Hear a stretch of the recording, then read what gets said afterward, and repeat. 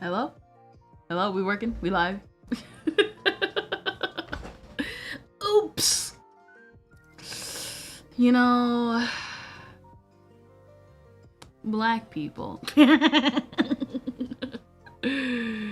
Hello, kid. Hello.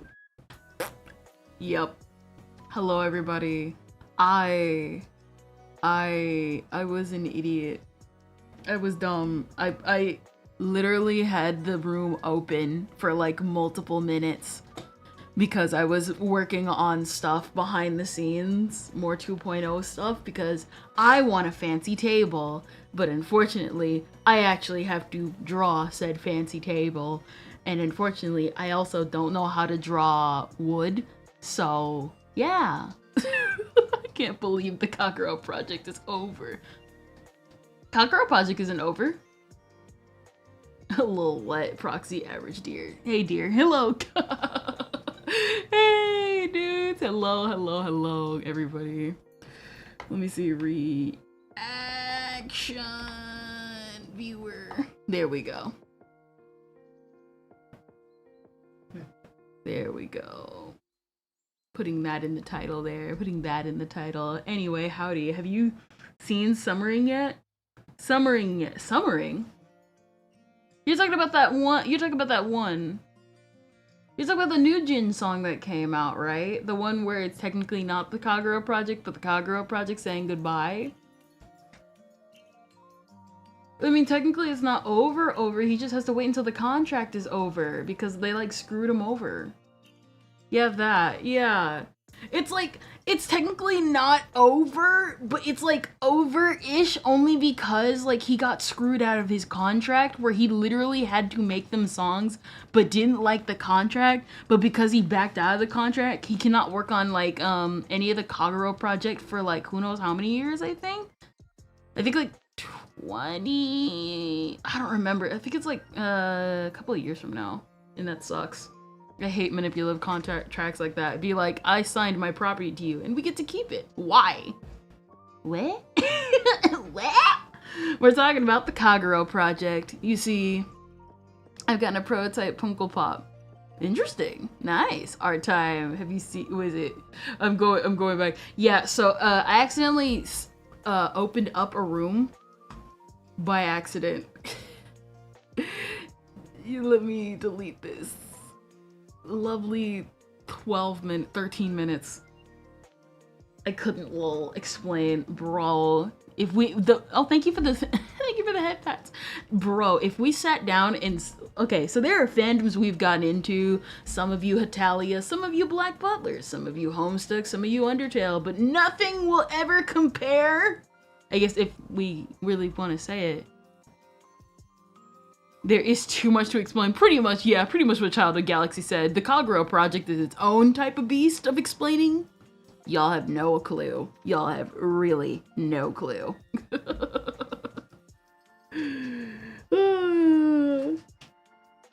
Why you say wrong room on YouTube chat? Okay, so that's what I was saying. So I meant to change waiting rooms from yesterday's stream, and I thought I did that earlier, but I was too focused on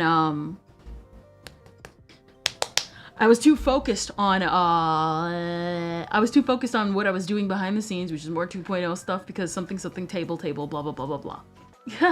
Advertisements, dang. Alright, YouTube chat, while Twitch chat is forced to endure ads, pretty much basically I was working on 2.0 stuff, and I ended up forgetting to swap waiting rooms, and that's pretty much about it. It happens every now and then. Back. Yeah, basically I was just explaining, I said wrong rooms because I accidentally forgot to change all the tags in the rooms and stuff from yesterday's stream, which I thought I did yesterday and last night.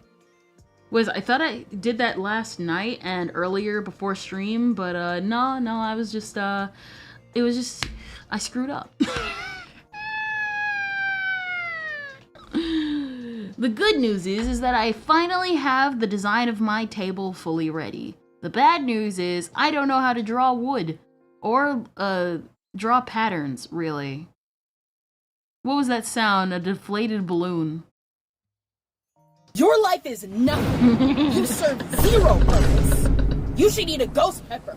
Now! Dang. No, what is it? Yeah, it's the sound of a deflated balloon. Yesterday, if you guys could not tell, I was absolutely tired by the end of Aria's story, which is weird because I didn't feel tired, and then I slowly felt like I just needed to go to bed. I got up at like 4 a.m. today. I got up at like 4 a.m. today. I'm like, what? Ayano, after Theory of Happiness, no, for real. Then make the pattern not be wood. Too late. That's not how it works. Be like, just don't make it that pattern. And it's like, but I want a wood. I want the wood pattern. All right, let me prepare this. Okay, we're also what is it? If you guys do not know, today we will be doing art, but also I wanted to do a sort of small reaction to the video that we have today. I also hope you guys love my Sonichu, Curse Sonichu, my Sanic the Jorge, Medillion. Why you got the I hope you guys love my little YouTube short of Sanic the Jorge. That's, you know what's funny? That I came up, bro, one of these days I'm probably gonna have to sing like a cursed version of the Sonic the Hedgehog theme, because I've always had it in my mind making fun of it, and I totally don't mind. But I'd actually have to write it out in the most cursed way possible. That's what I always call Sanic. Sanic deserves his own theme, and it's Sanic the Jorge.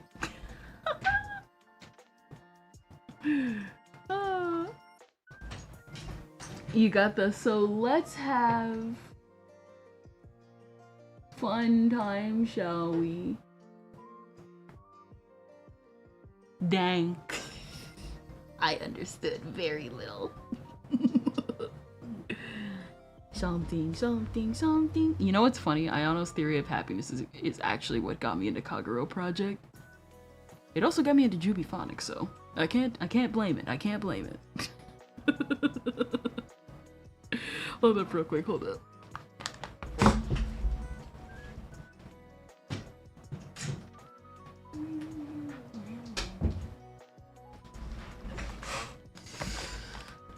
Kendra the Deer Hog, cringe. Oh, wait, Max Forge. Hello? Thank you. We were... Also, DJ Win, thank you for the follow. You followed me like 9 hours ago, and of course, I must still say thank you. And we got raided by Max Forge. Thank you for the raid, my dude. Thank you for the raid. Thank you for the raid. We bring the warmth of the forge and coffee, of course. We bring the For me, it was the Hatsune Miku rhythm game, which led me to wanting to learn about the original song, and then, well, oh, cringe hog. Hello, Moondog. Not PP the Forge. This doesn't happen often. Yes, indeed. One day, that shall change.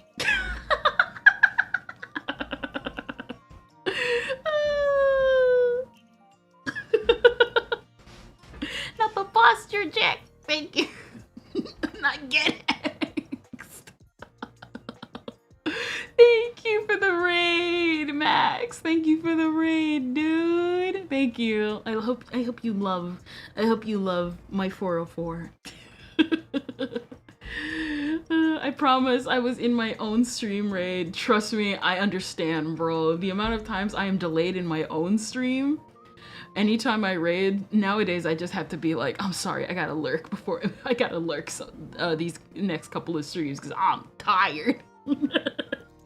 Either I'm tired or I'm scrambling.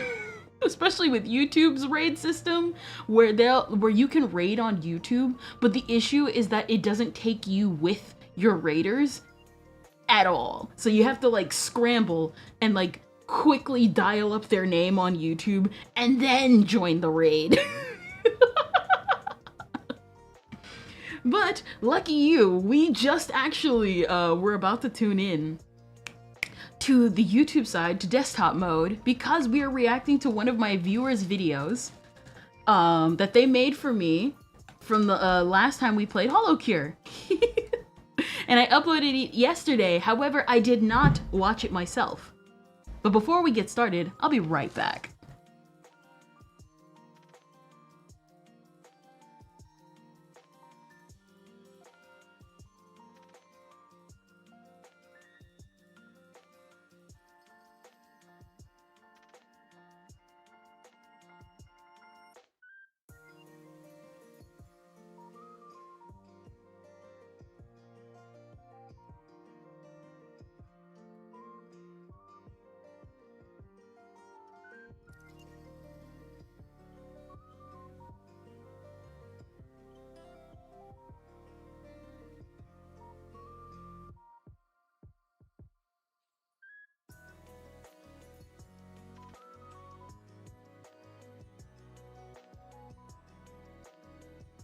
Hi, I'm back. Unfollowing the streamer. Let me get this stuff set up. Iris, there we go. What is it? I keep doing this to myself. Copy.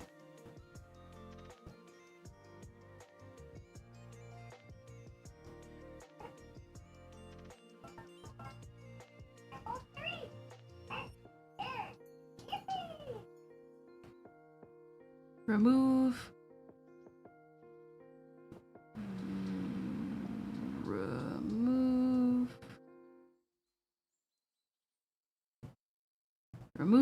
Actually, no. Keep this one. Remove this one. Keep that. Table. Sprout. Yeah.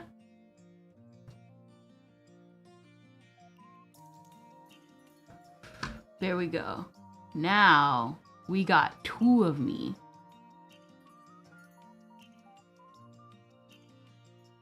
There we go. All right, here we go. This is perfect. So now I keep forgetting to do this every single time. Basically, now we don't have to worry about me covering the thing.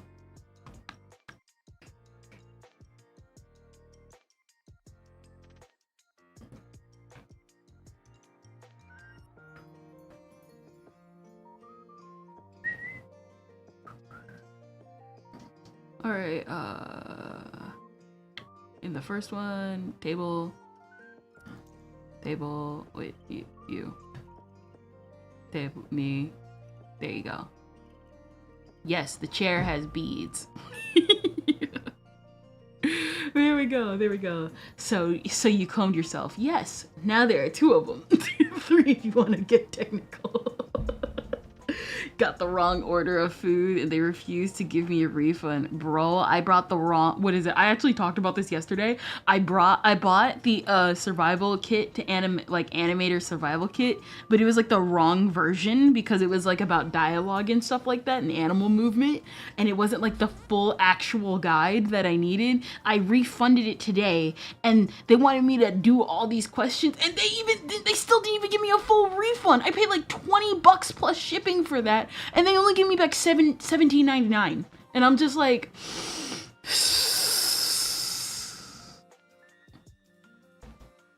but I'll take it. I'll take it. I guess. Holy yapping. Nobody asked, Kendra. Shut up, Kuma.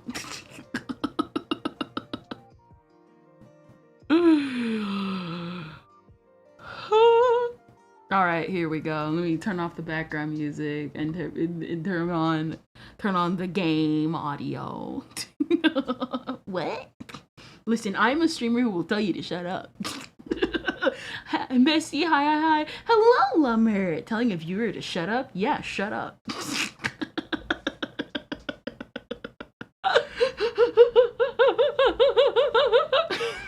All right, everybody, let's get into the video.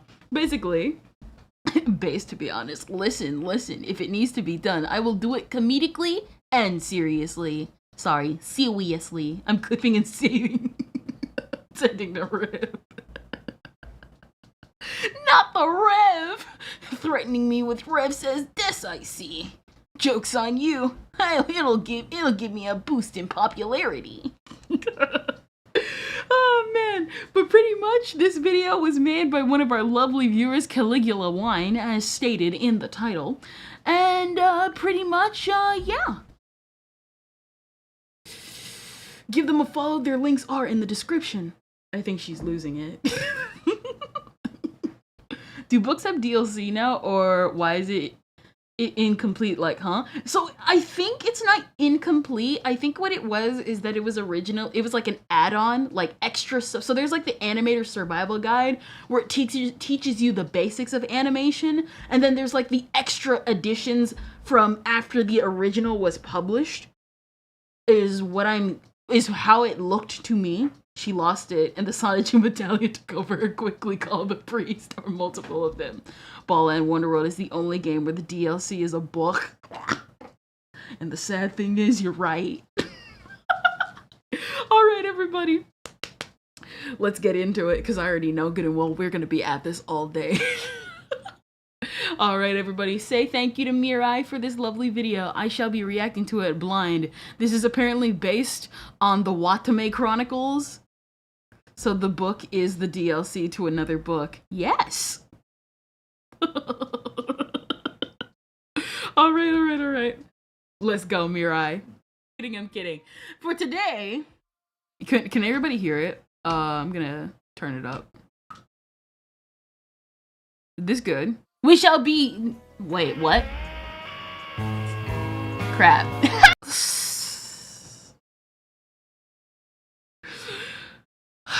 You know, Mirai.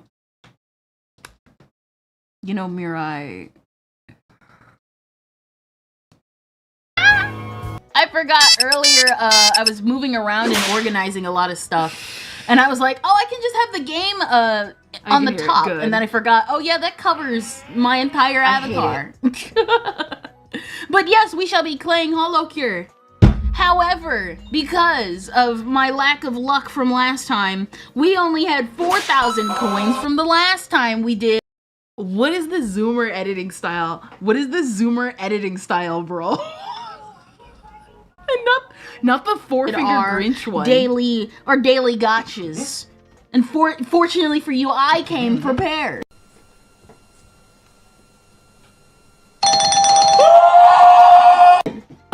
I got some money before we started the game. We gonna buy some characters. This time for real.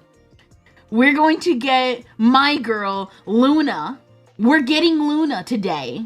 Not the MLP. We will be getting Luna.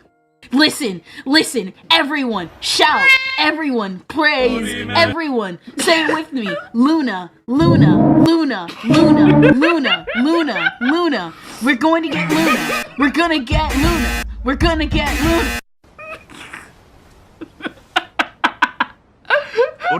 Hey Luna, why did we get Watame? Watame は悪くないよね。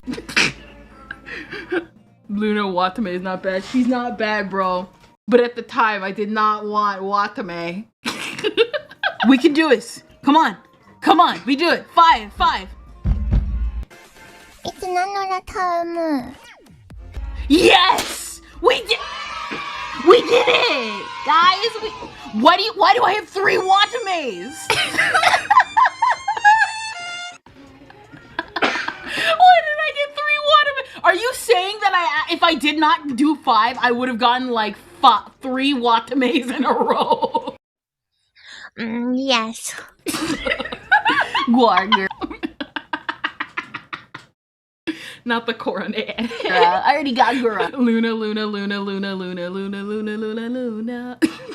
Also, this is Peak. Is that Gura in the game? Yes. Lol. Nanora. Yes, I love my girl. Let's try and go for Kanata. But we're gonna do it one at a time so that the suspense is real. Come on, guys. Let's do it. Let's do it. Kanata. Kanata. We can do it. We can do Kanata. Kanata, everyone. Okay, this is not what we wanted, but let's do Kanata, everybody. We can do it.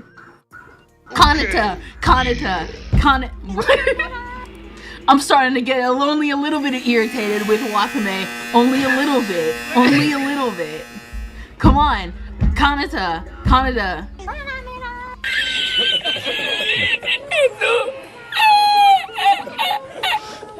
We can do Kanata. Gosh, I love how you can hear the toy guitar in the background. I love how you can hear the toy guitar in the background. That's a staple in the channel by this point.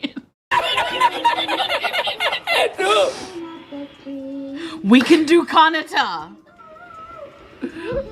No, for real. Another one. Luna, this is why Another why one. am I getting?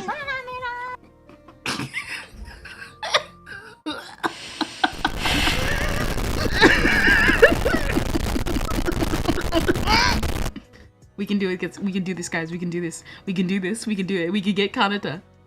Good morning, motherfuckers. Okay, I mean, I guess I got an outfit. Not the soy jack edit. No, now you're editing the Kendra soy jack with actual tears, bro. My little pony, my little pony. Luna, Luna, it's not the time. Come on, come on, come on. Good night, motherfucker. I mean, I'm sorry, I gotta say, you know, I hate Soul Dipper's edit. This stupid Soul Dipper edit. I hate it so much. Why are we still here? Just to suffer? Every night. I feel my leg. Watame, leave me alone! Leave me alone!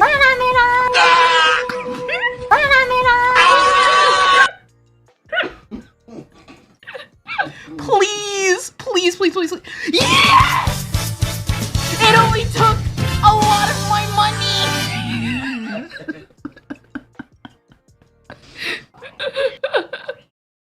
And with that comes...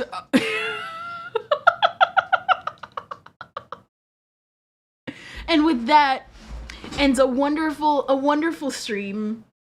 And that ends a wonderful stream of me suffering for the sake of entertainment. Thank you, Mirai, for the video.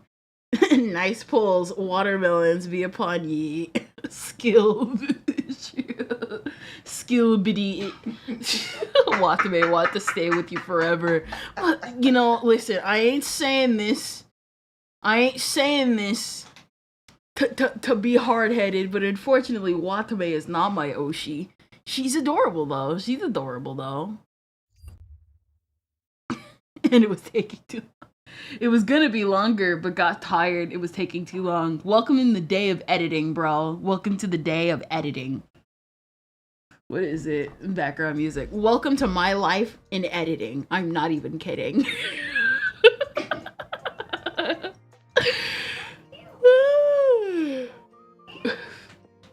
I'm Kendra's Oshi, guys. I don't even really think I have an Oshi. I mean, I'm tuned into Rima's videos, but only because they're super informative. Cause like I tune into like Armchair and like sometimes Under the T's videos too. Yeah, but she was antagonizing you, no, for real. Watame is peak, but understandable. Watame is like peak, but like out of all of them, I would say my favorite is Luna. I would say Luna. The funny thing is though, is I kid you not, the person who rigged my model, I'm actually not kidding. He actually was a Watame fan. He actually gave me like the eyebrow raise you see me do sometimes. I'm not kidding. This is actually a reference to Watame. And the funny thing is, I'm not even really that big of a Watame fan. He was literally like, hey, so I like gave you some Watame eyes. And ironically, it's been like a staple ever since. Are you guys gonna watch the VTuber Awards tomorrow? Wait, that's tomorrow? Huh. I wasn't planning on that, but I wouldn't mind. I actually wouldn't mind. You know what? Why not? Nope. To be honest, I was planning on just looking at the results after. We'll be waiting for the highlights. Yep, I'm gonna bestow upon you the watermark cursing your polls. Get good. Yep, I'm doing a watch party if you want to join. Might as well. Hey, what is it? Depending on what time it is, do you want to just do you want to do like a combined, like, what is it? Like, I'm asking, you want to do like a combined stream, like a combined collab stream of us just like reacting to the awards? So technically, your VTuber mile is secretly Watame in disguise. Unironically, yes.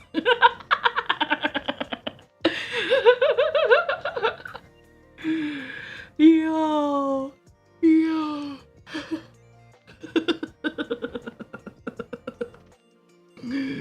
Yeah. Listen, 4 p.m. CST. Sure, I don't mind. I have a few guests popping in and out for it. Let's see. 4 p.m. CST. Let's see. CST to PST. That's 2 p.m. I can probably make that. Yeah, I can make that. Yeah, might as well. What is it? I'm gonna have to, well, technically lunch is already early. I just gotta do it on time. What is it? Yeah, no, I don't mind doing that. I'll probably have to like whip up a thumbnail on my end and stuff like that. Yeah, no, what is it? Because I don't mind staying. But yes, thank you all for watching the funny reaction from our lovely Caligula Wine, aka Mirai Shabuya. And now we shall hop on over to the art stream. You shall lurk, you shall chill, and most importantly, have a good time. Listen to favorite music, work while I work.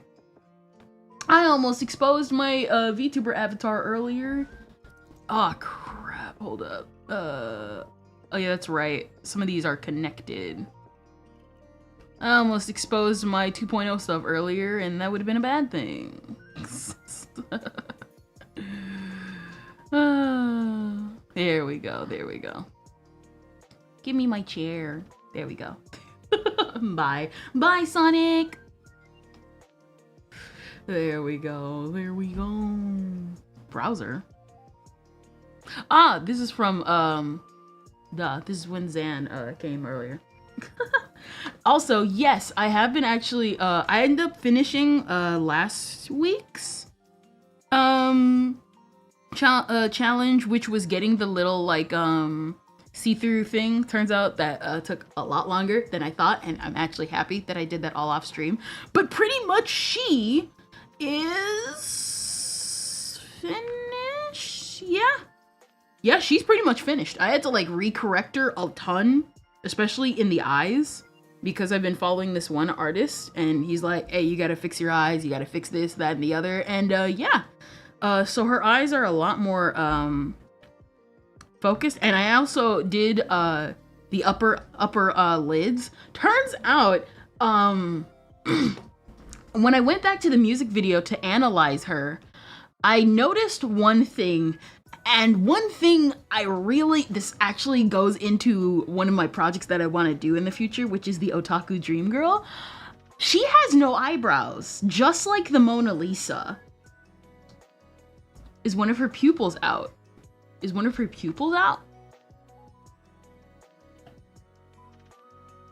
Pupils out?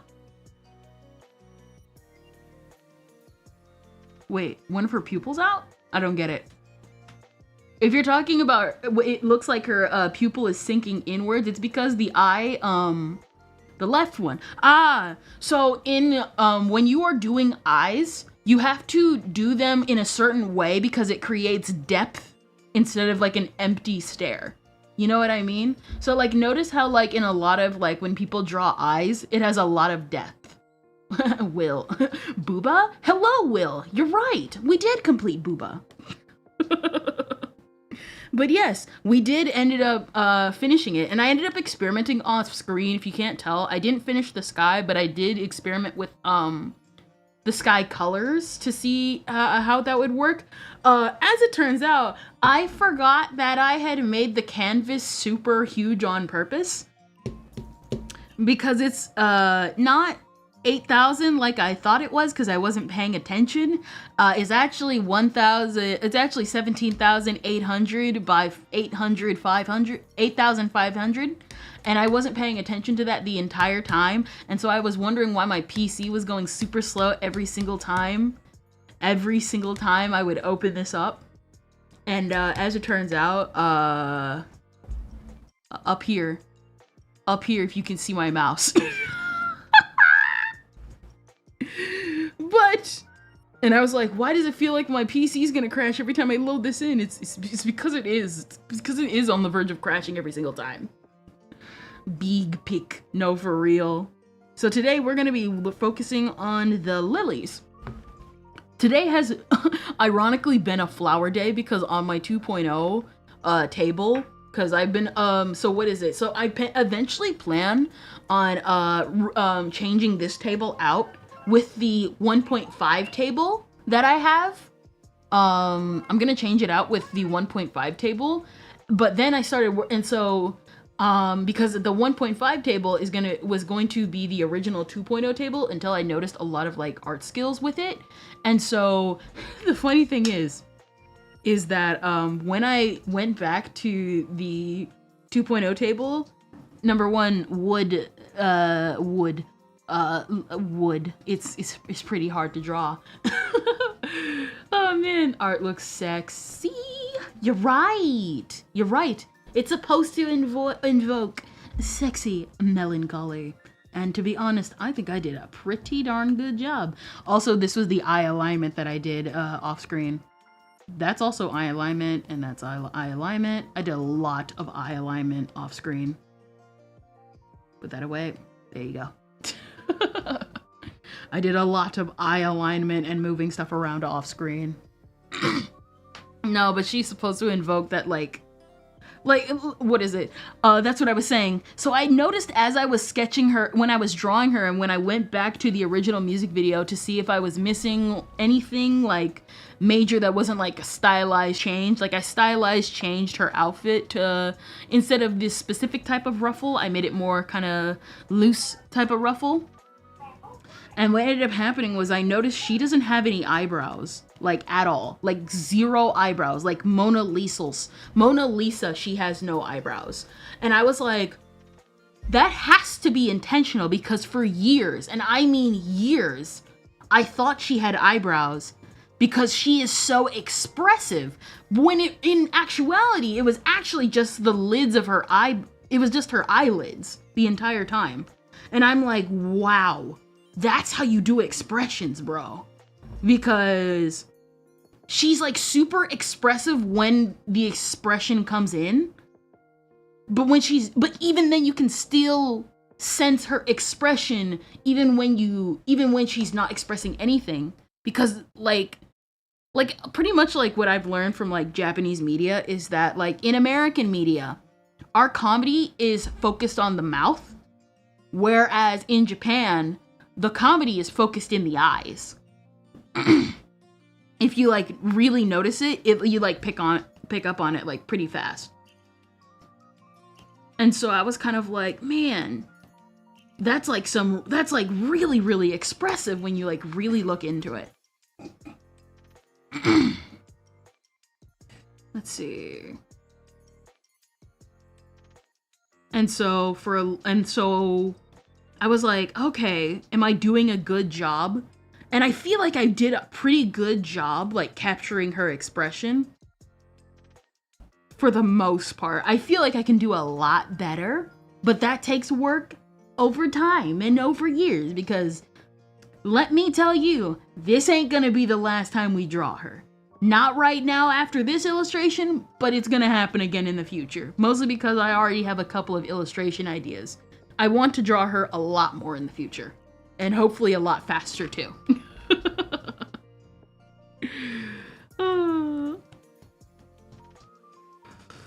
Oh man. Let's see.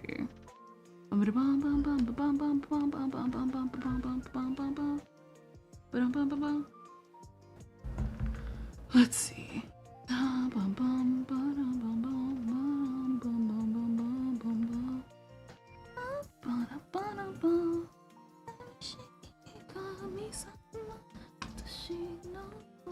Hold up.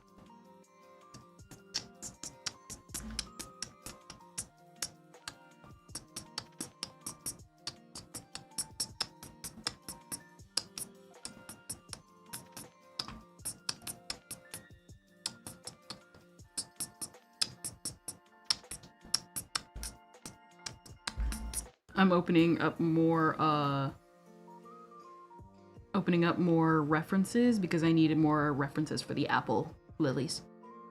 So we're doing some of like the flower, or our focus of the stream is, like I said, the flowers, and hopefully if I'm fast enough, we can like experiment with the sky. Problem is that the sky is going to be a little bit difficult. On the good bright side, once everything's finished, I can just combine it all into a single layer and we won't have to worry about the stream crashing. You know, here we go.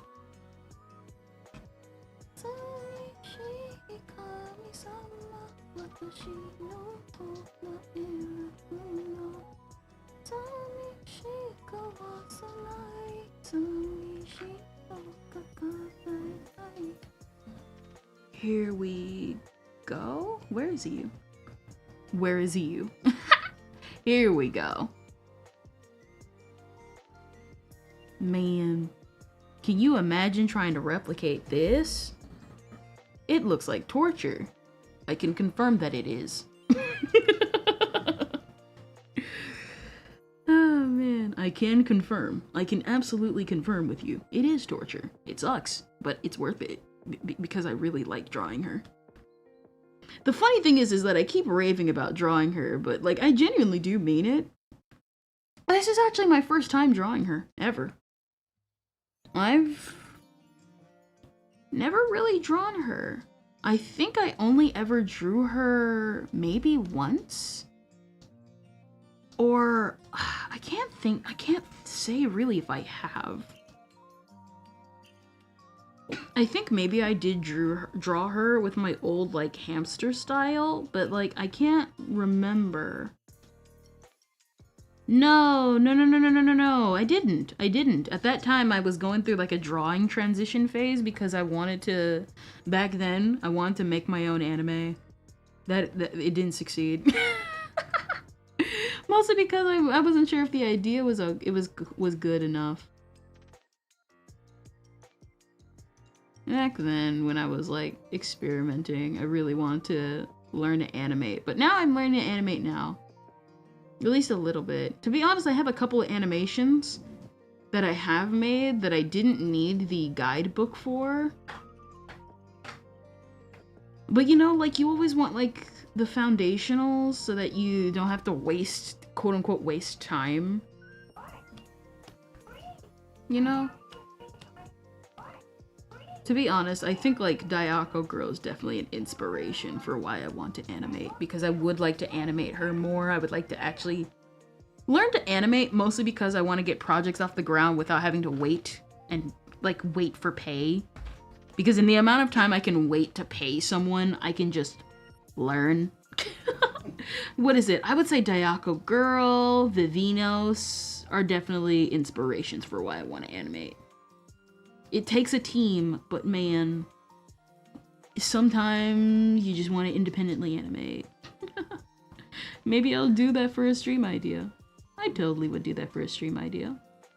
What is it? Oh, there she is. I can't find her. Where is Ken? What? Your failure to find me is immeasurable. Let's see. I think I'm putting just a little bit too much detail into this because the apple does not really need to have like 3 prongs. It just needs to have 2.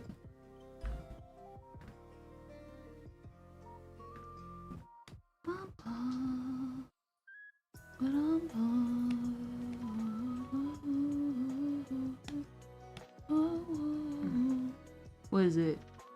Wait, there was a 404. Thank you for the hydrate. Oh my gosh.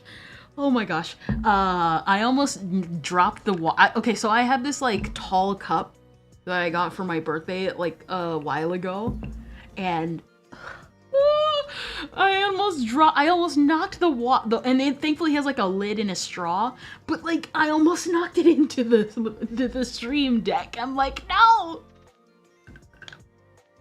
This is $200. I don't want it to go away. I'm not Fillion. I don't just break my stuff on a whim. By the way, Ken, do you have something else in mind when you finish this one? Where can we go on a date? You can go with your mom. Do you have... I would have bought you a new Steam Deck. No, you wouldn't have. To be honest, I don't know. How should I put this? When I draw, inspiration comes and goes. Like, what is it? I thought about after this drawing, I was going to do the illustration I released last week, which would have been Living Millennium. But that one I got done a lot faster because I really wanted to draw that. And it only took like 5 or 3 days. And I was like, yeah, thank you. OMG, I said it woo, because I have a crush on you. Crush these nuts.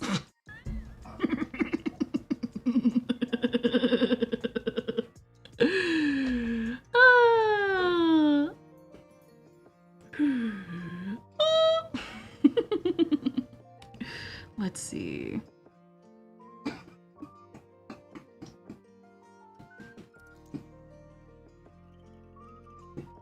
Let's see. Basically what I'm saying is inspiration comes and goes for me. I would like to draw as much as I would want. Like, I talk about how I love drawing so much, but the one reason why is because for me, art is more of I guess if I can say, art for me is sort of an ebb and flow situation. I can't just draw an illustration just because I can. I did think about drawing ender lilies, but the problem is with that, the type of illustration for ender lilies I want to make, I would have to practice anatomy on before I could fully commit to making that illustration. Which is sad because I don't want to, but I know I have to get the fundamentals down anyway. Pretty much, I probably will transition into doing anatomy streams to like practice proper anatomy while also like drawing as I please so that I can like, so I don't get stuck in it, but you know, I still gotta practice. You know?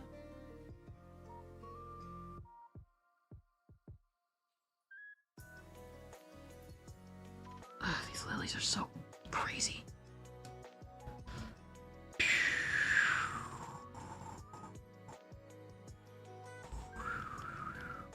There we go, there we go. Let's see.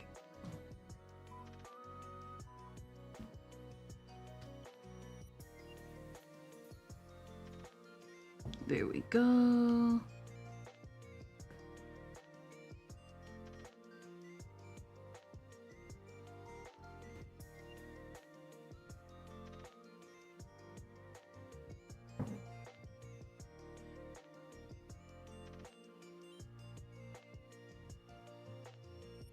There we go. I always hate lilies because they're so weird.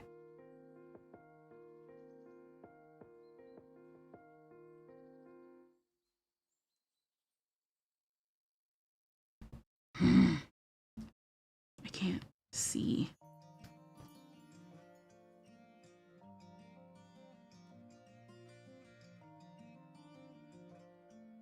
Okay, let me see. I can't see them. At least I think. Maybe I have to...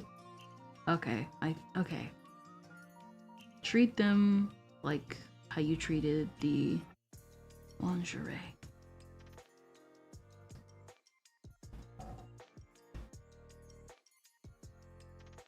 Ah, okay, I see. Let me turn down stabilization.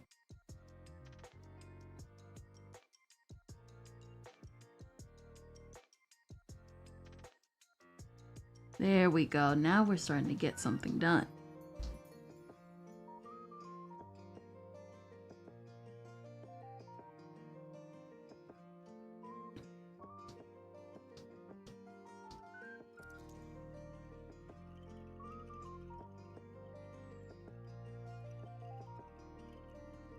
Let's see.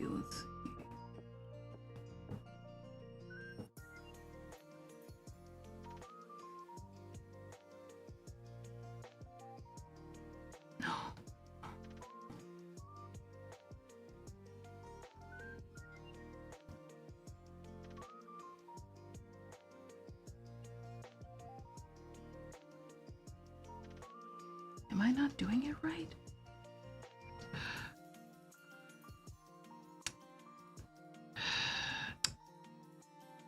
I don't get it. I hate Lilies so much. I hate Lilies so much. Okay. Okay. So, I think I get it. I think I get it. I'll look at chat in a minute. Just let me get this real quick.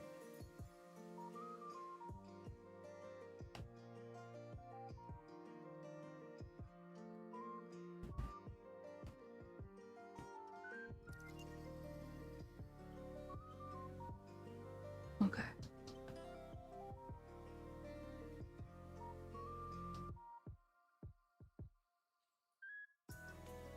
Saving. Let me see. What's enough mostly isn't it mostly good? I get it, the curves. Yeah. It's kinda Lilies are kinda weird. And I already knew the lilies in this illustration, but it'd be kinda weird. It's something you just gotta learn. It's cause it's like I don't know how to describe it. They're so weird.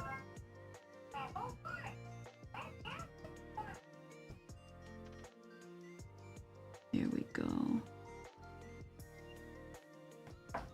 Because I've never really drawn lilies before. Okay.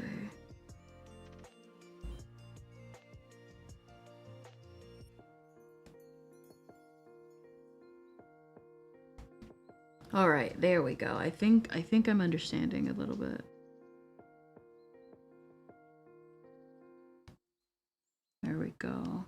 All right.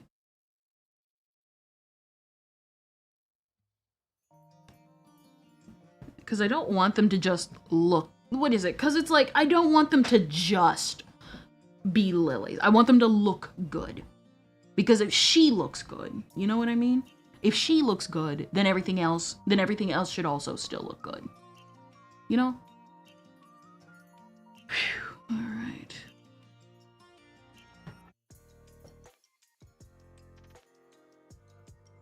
There we go.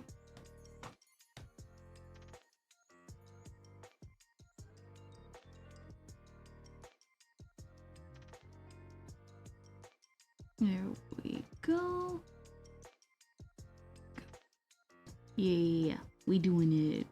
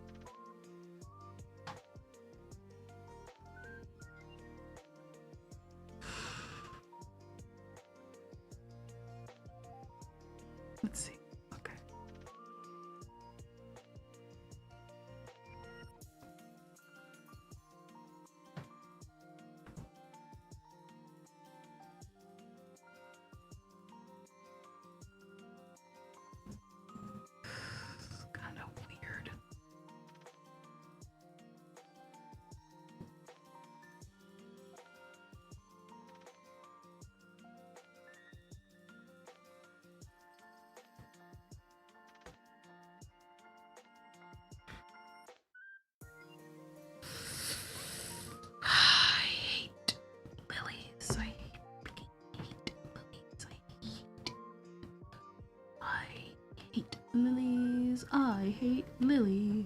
I hate lilies. I freaking hate lilies. I hate lilies. Except that Lily from Ender Lilies. She's the only exception. She's the only exception. What? Oh. I didn't even notice the 404. Thank you. So irritating. I guess one of the reasons why I'm like harping on this is because on the one hand, I really could just trace the lilies from like the original illustration, but then I'm not really learning, am I? You know what I mean? If anything, I need to treat them kind of like, what is it? Kind of like the lingerie right here. Like right here. But like, it's been kind of like a week. But that doesn't mean I can't try. Every single time I get on stream, the illustration always feels like it's worse than what it actually is. And it's not bad, but it's like... Alright, there we go.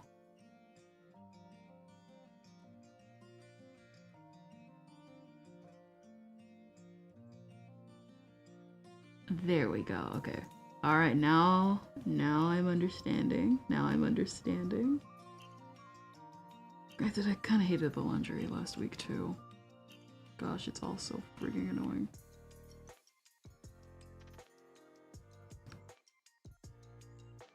Alright.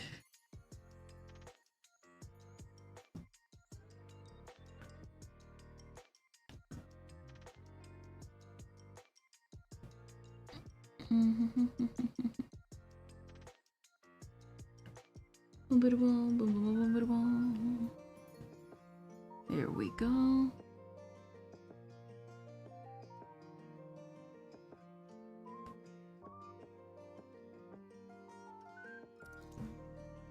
Because we do at least need to get the sketches done, which is what the main goal of the stream is, getting these sketches done. I think it's also because I'm like, I want to like, what is it? I think one thing that I'm also trying to do is I'm trying to do better.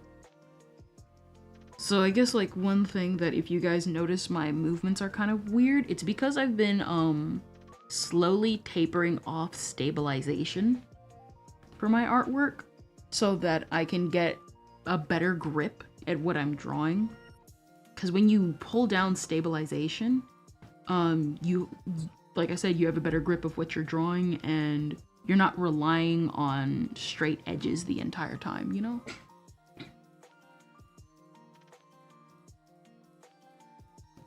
What is it?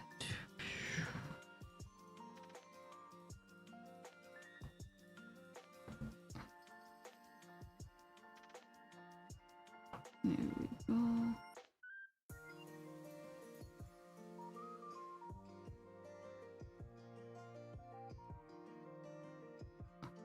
There we go.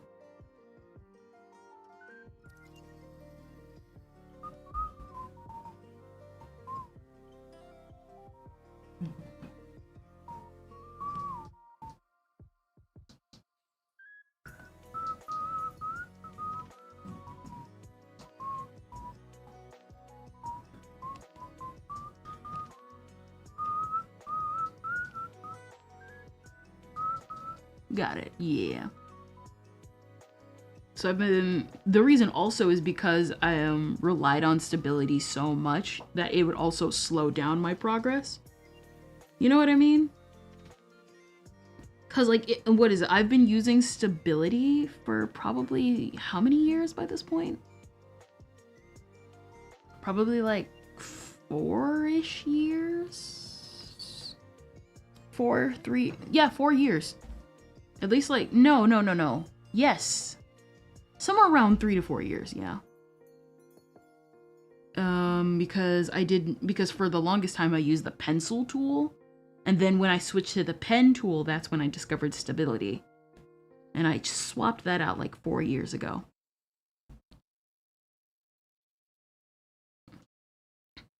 Let's see.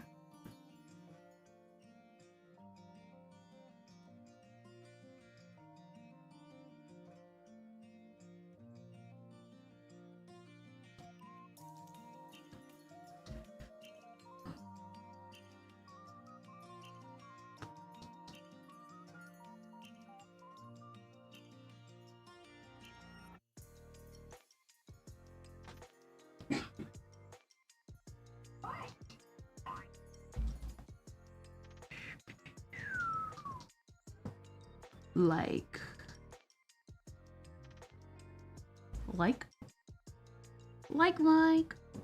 Haha.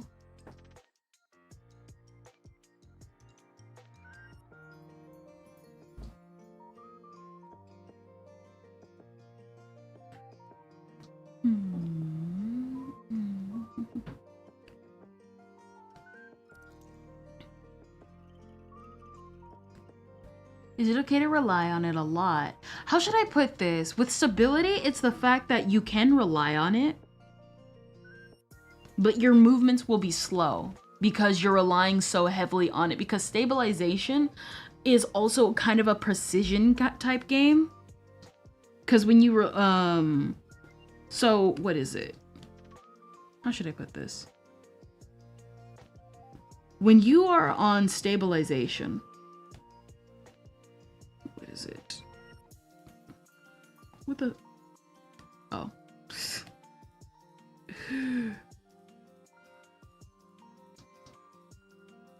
There we go. When you are on stabilization, let me use this as an example.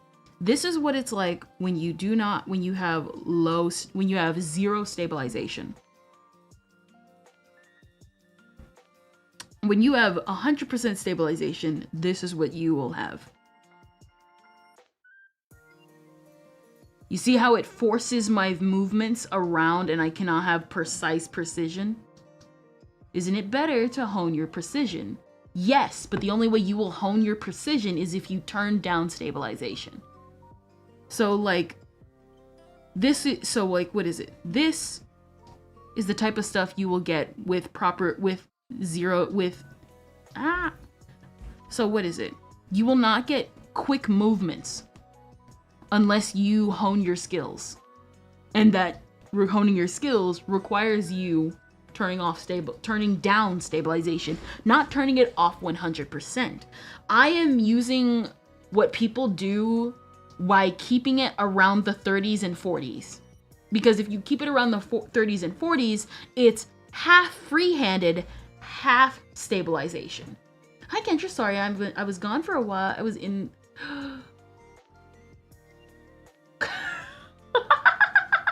Hello, Samantha. What I tell you? Well, granted, technically that's not personal information. But still though, careful. But hello, Samantha, and congrats for getting over 1K. Hello, Samantha, thank you. How have you been? I can't imagine a hospital visit was anything easy. Unless it's super personal, then remember, don't spill that out on the stream. You know how people can take advantage of that. But I hope you're doing all right, dude. I hope you're doing all right, and thank you.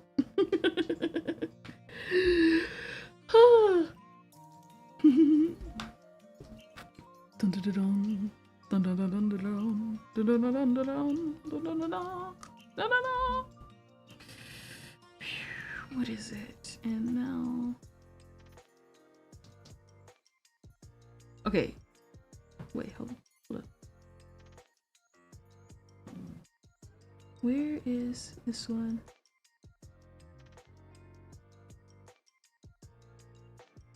Oh, that one's just far away. And I treated it like it was super close. That's so dumb! But that's just me. It's just me, ain't it? There we go. I'm glad you're safe. Glad you're good. But hello. Which is funny, because I was literally thinking about you yesterday. Well, that sounds pretty parasocial, but you know what I mean, right? Be like, I wonder where they are, what they're doing right now.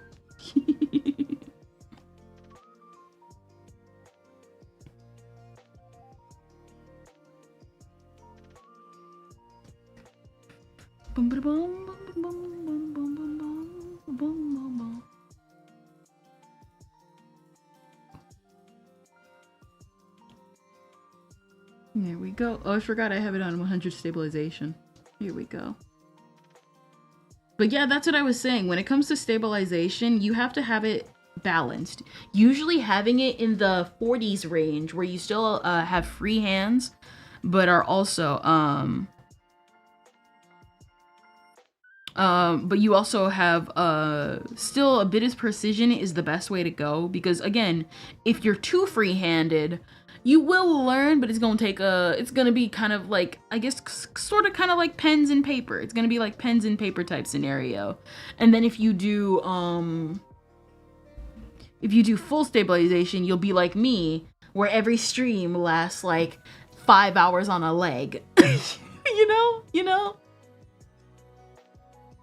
And so recently I've been turning it down like a lot. I think I've had it turned down for like, I think 2 months at least by this point. 2 months at the very least. So yeah. Kind of, I'll fix it in the meantime. I'll fix it later.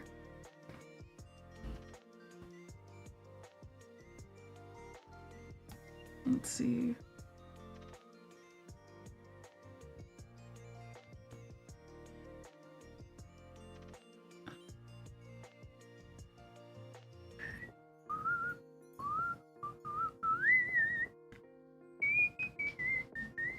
I'm gonna put on some music for myself. I want some music for myself. Not music, music.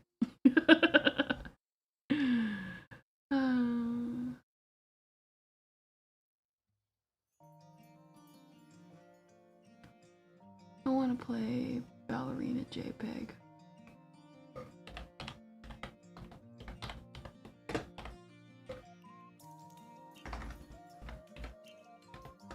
I like it. I like Ballerina JPEG a lot. There we go.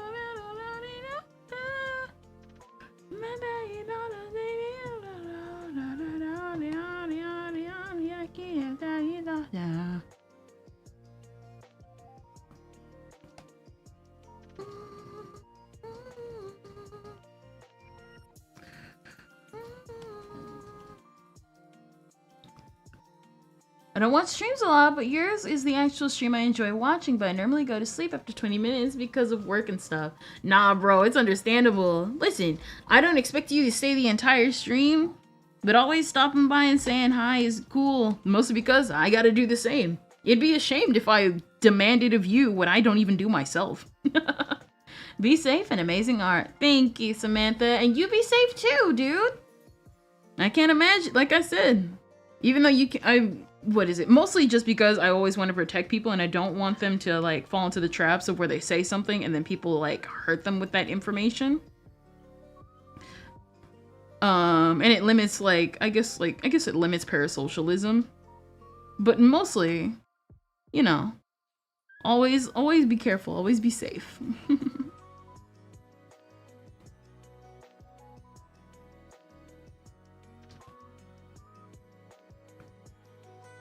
That looks sad.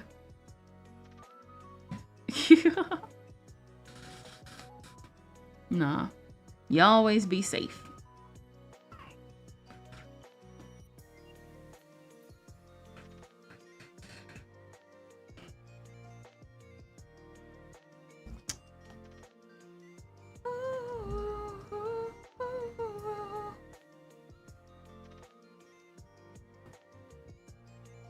Okay.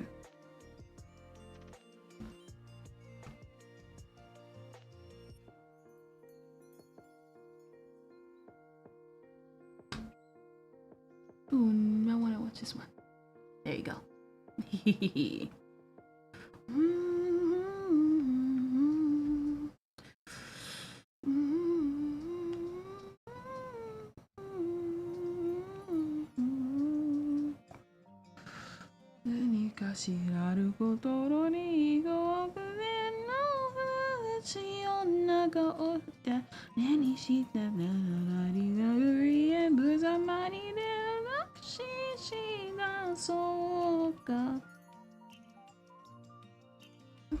Awesome.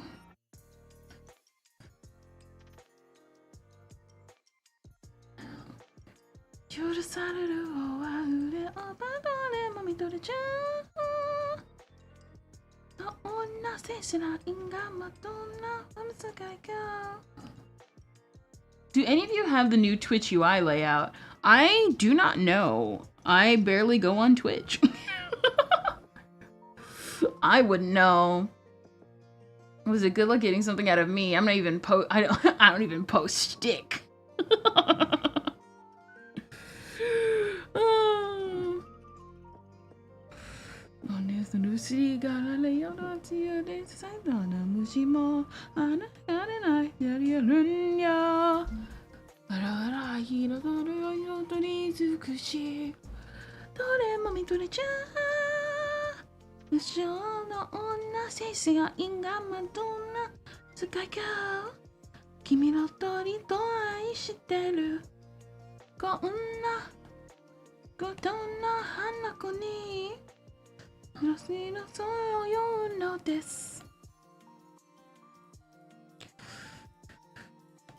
Oh yeah.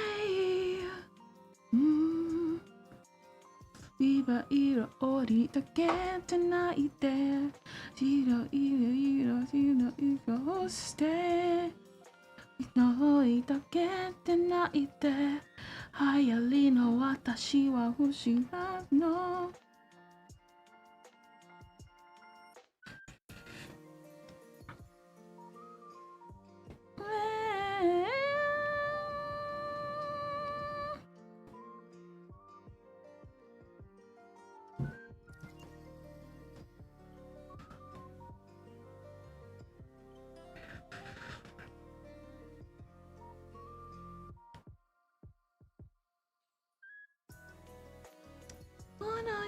一番綺麗な笑いましょう分かりましょう妙なフェスな因がまとうのは難いか君の鳥と愛して妙なフェスが因がまとうのは難いか君の鳥と愛してるワンドの女白がしのままどこで君のとろろような絵にとろろのむろろのねれのいかえるすべてがえてどの時代と少しさせるのねか嘘すかとろとろろような絵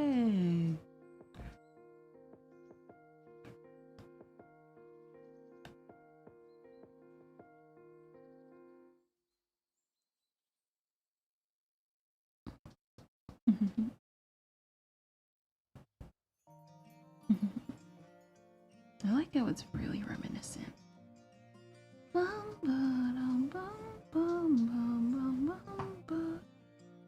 It looks abysmal and I thought my computer was broken. Dang. Let me see this. I gotta see this for myself. I don't look up Twitch for this reason a lot.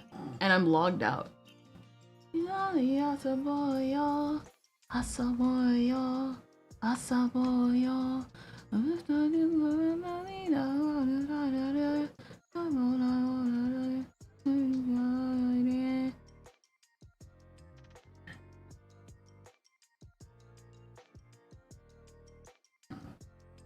Looks the same for me.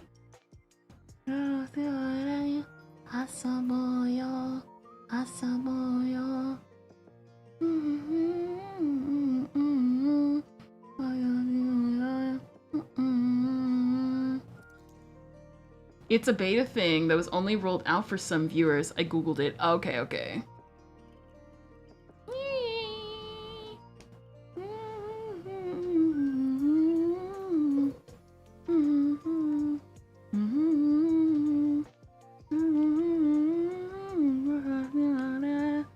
遊ぼうよ遊ぼうよ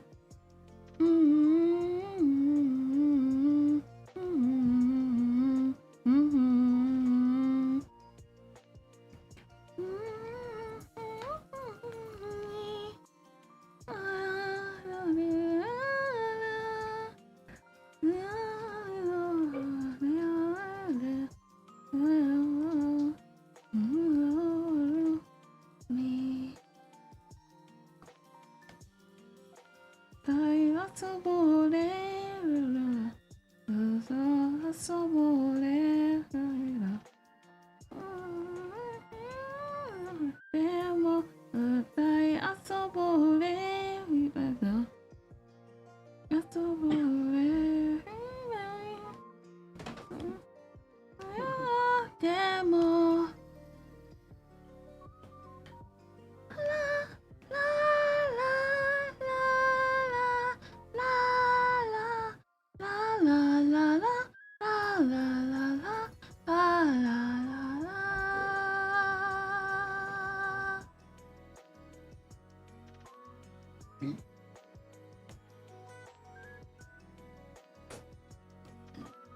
I wanna dance and I wanna win.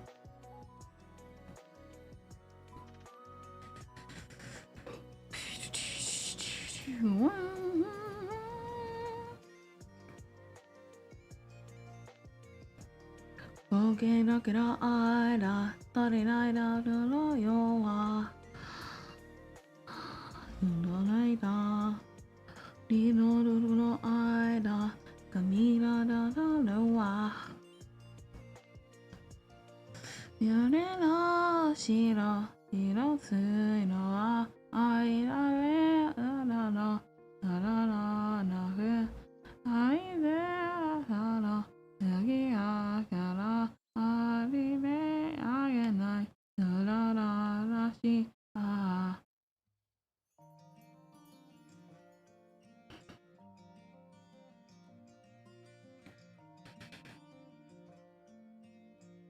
I da da da I da I da no Irina Kano no Ola Ira Runawa Para ne la la la para la hi ani la la la la la la nai ai tai je na ta ya ri ta ra de ne ya ya da ne shi ra ra wo 夢の中嘘の言うな私の日のみんな歌ろ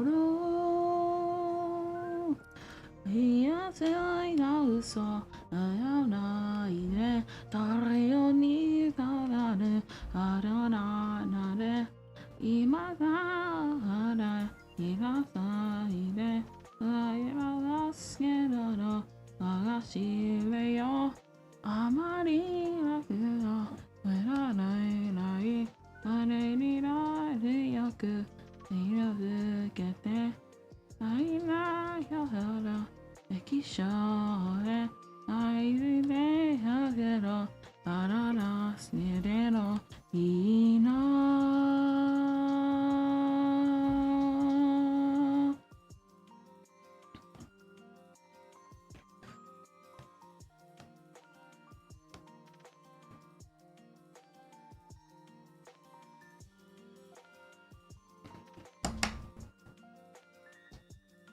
There we go. Okay, I'm getting it wrong.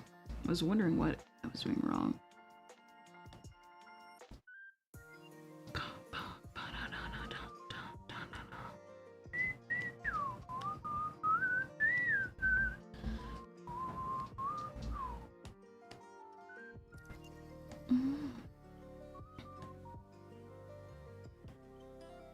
La la la la la la la.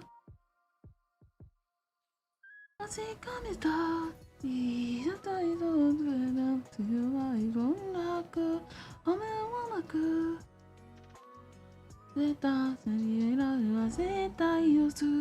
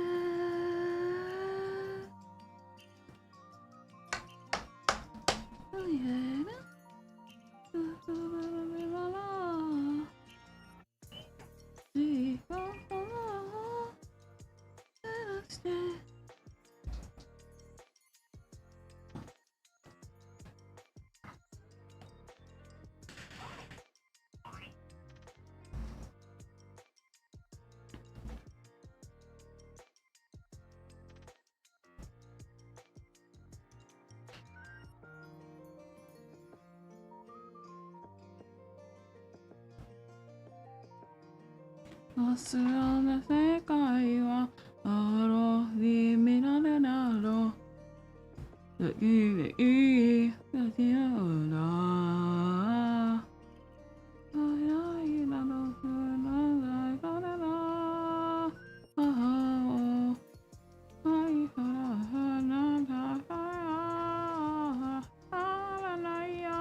ごめんねごめんねごめんねその歌になれないからああそうに愛を捨てられないら捨てられないそう言って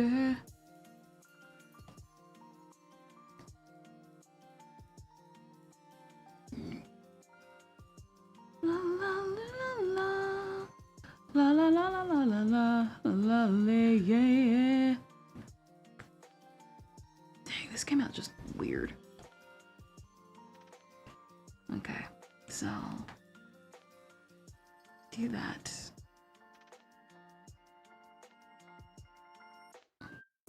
Hmm.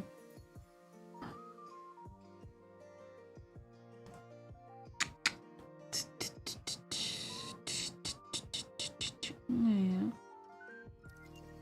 Ah,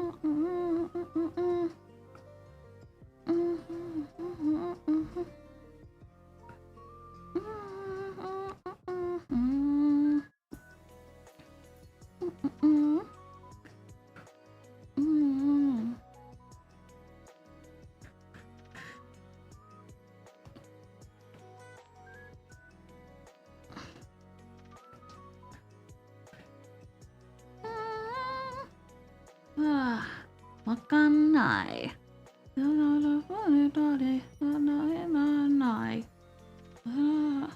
わかんない。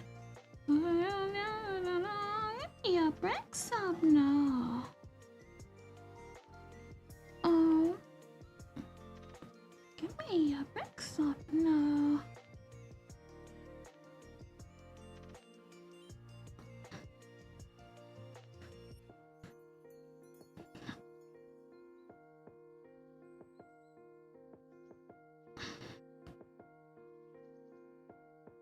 La da da da da da da.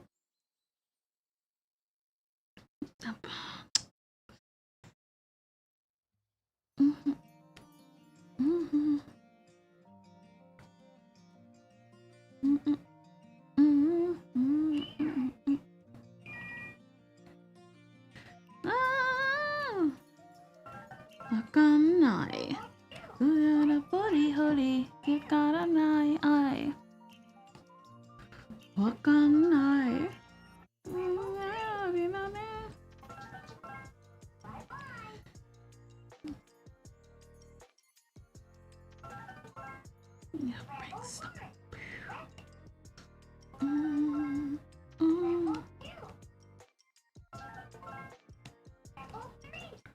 Stop.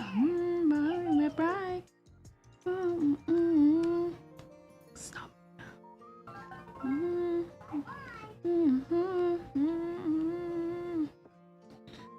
Oh no.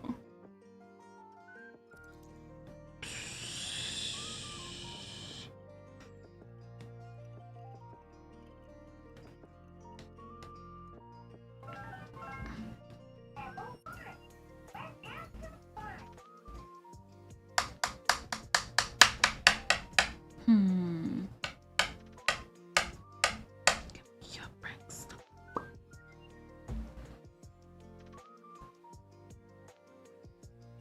Give me your break stop now.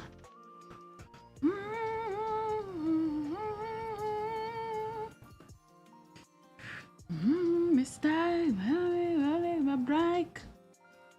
La la la. Mistake, my break. Give me your break stop now.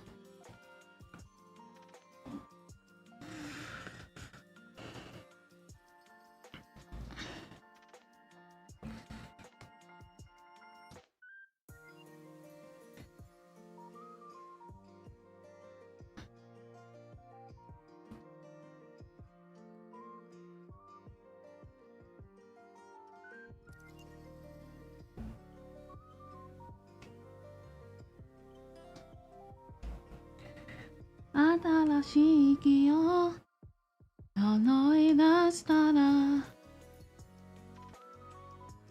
いさらしくない甘い寝らない最高のその秘密の質な白驚しよついの不意につい上々夢ならすんなねえ飛びにすいがよられるのが全部離れれ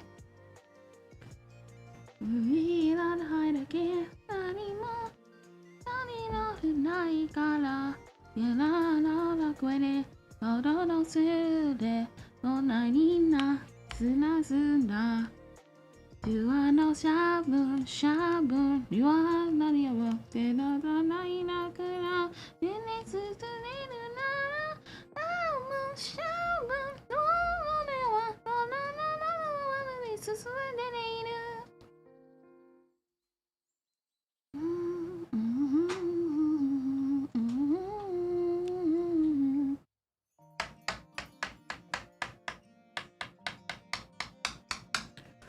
Let's see. 新しい気を思い出したら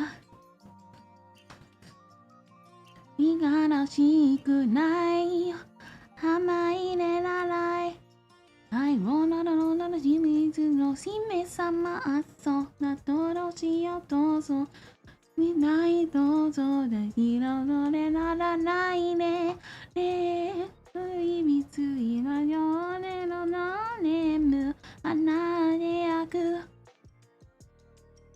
好きにならないだけ何も気にならないやら山の声で風を吸って来年さするんだ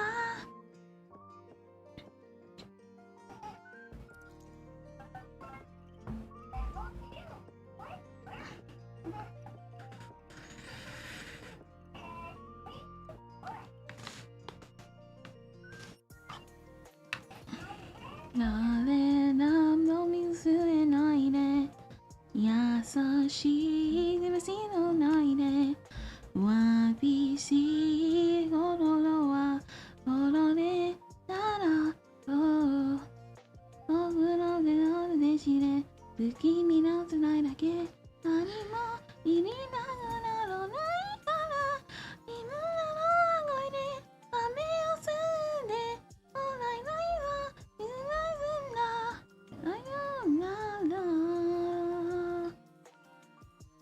何もなのになのないそして愛の胸くって隣な水の砂愛のバイバイな You are no shadow, shadow, nobody will.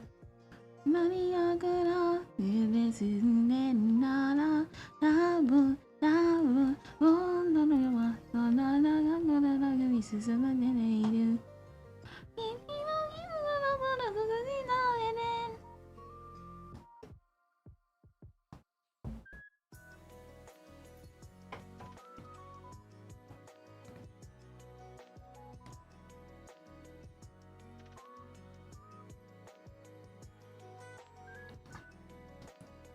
It's just dawned on you that days like this may have to come to an end.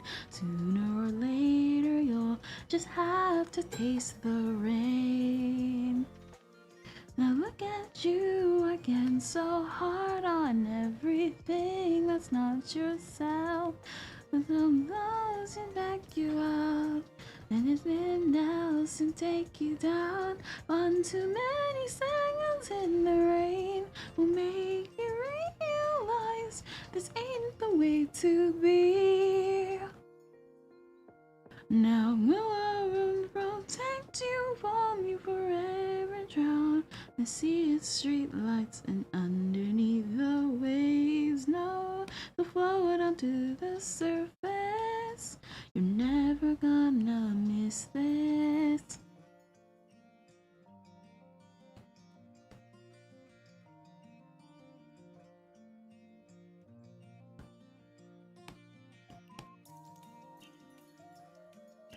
Oh well, you try to used to breathing with water in those lungs.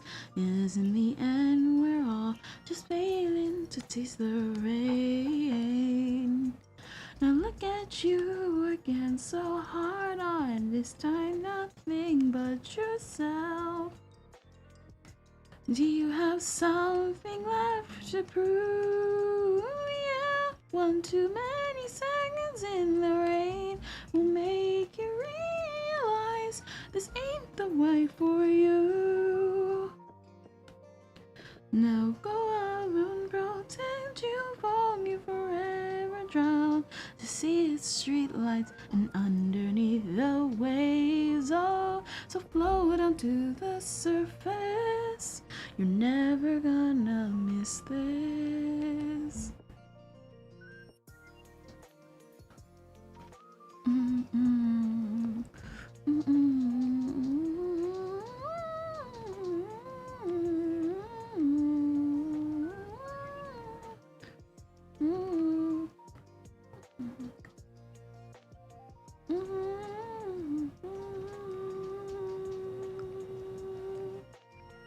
She's gone. I'm gone? What? What are you singing? Oh, what is it? This is, what is it? This is Taste the Rain by Ippo, TSK. Ah! What is it? This is, Taste the Rain by, Ippo, TSK. Dude's awesome. I follow him. And I actually like talked to him for like a little bit. He's like an actually like really cool producer. He's like one of the few English producers in like the English side of the Vocaloid community that I really think will take off one day.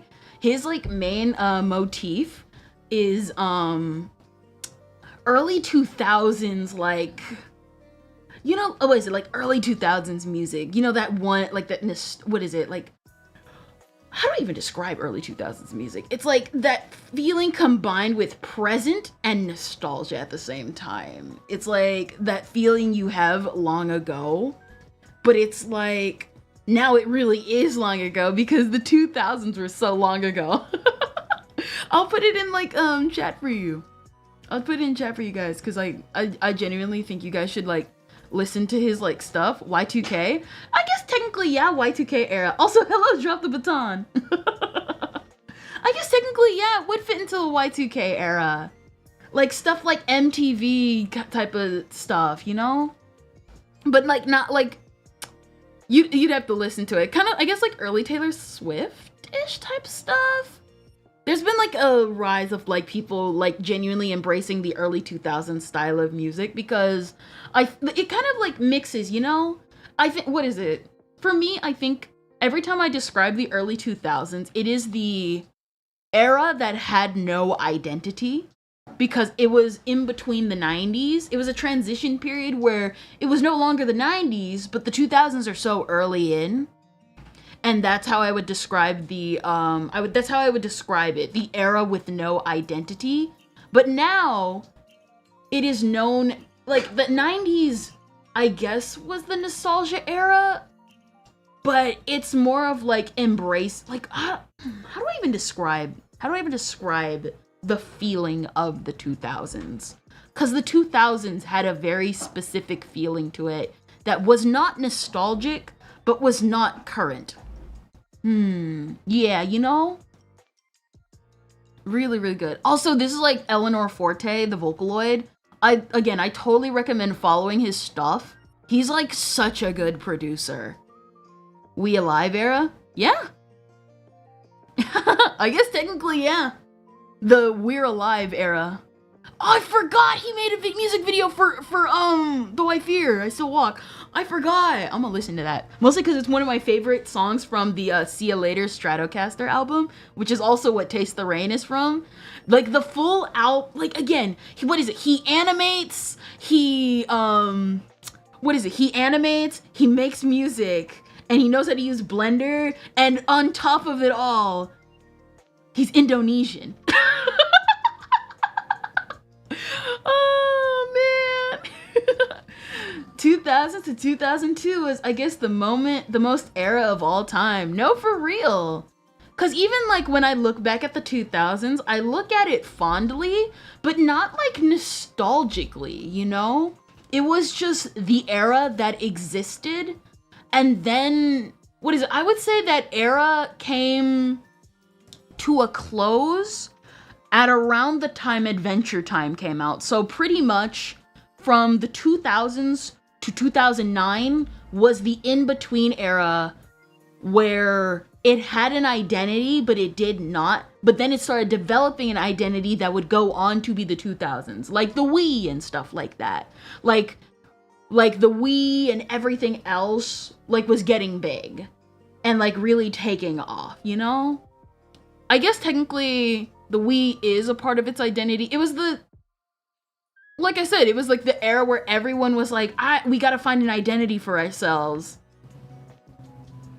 And like, barely anyone had their own identity, but everyone still wanted like the modern feel of what everyone like was promised. Nowadays, this era, I would say technically this era, cat dog era. How do I even like, cause like now it feels like nowadays there is an identity, or sort of, I guess, or at least I guess for my generation, for those that grew up in that era, that's where we now have the creativity and everything. Like I would strongly say that the 2000s was the no identity era, and the 2010s was people who started forming their identity, and now the 2020s are those people who no longer thought they had an identity, are now in the creativity era. We are in one of the most, in my personal opinion, we are in the most oversaturated yet creative era of our history. Currently is definitely the Queso Kaisenet era. No, for real. The teenage era? I guess technically, yeah. It would technically be the teenage era. I guess, because it was so new. It was very, very new, you know? It's like, it felt like, you know, everyone had so, like, what is it? Because we were all, like, promised stuff, but we never saw it. And now that we are older now, we're seeing that a lot of those promises are technically broken, but for a lot of people, they still made something out of it, which is where the creativity of this era comes from.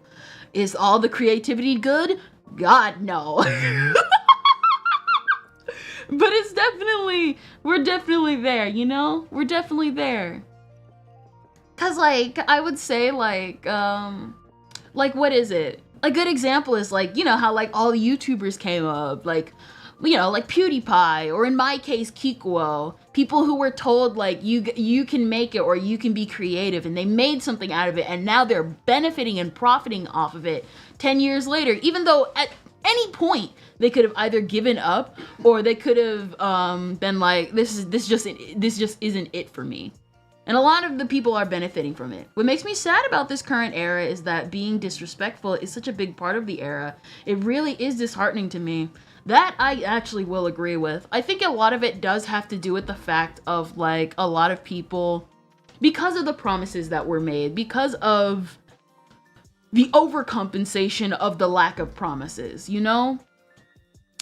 So it's like, you know how like some people are like, you will become this, you will become that, and a lot of those people, they grew up really embracing those promises.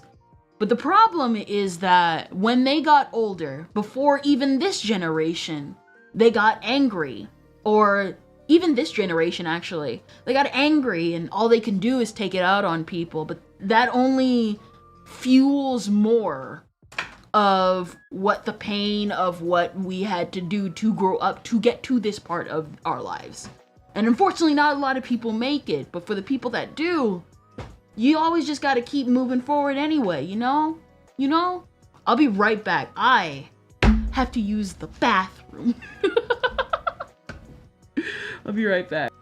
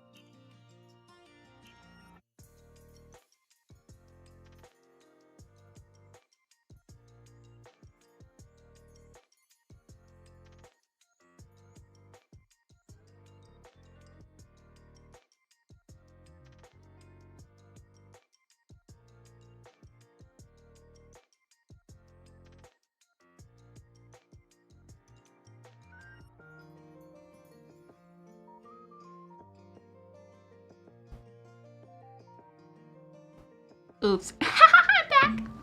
Wrong room. Nah. But pretty much, like, as I was saying, like, you know,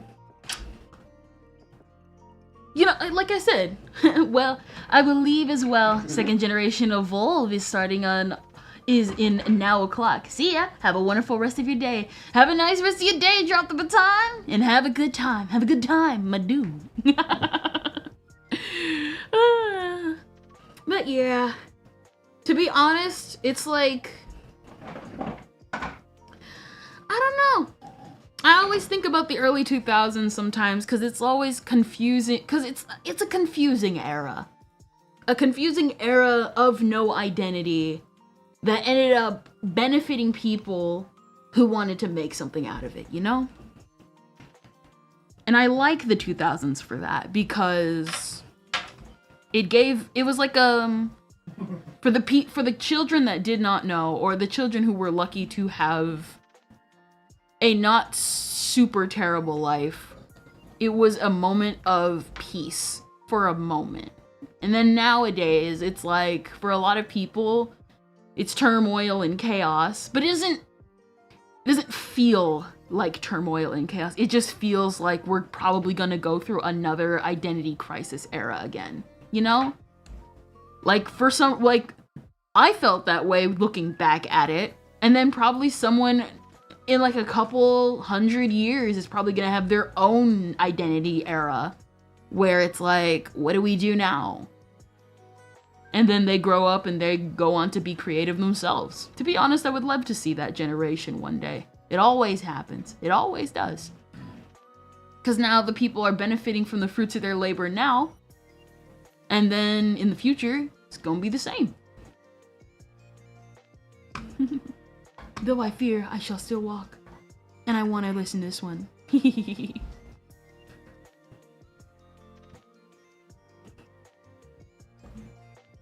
I think this is Blender?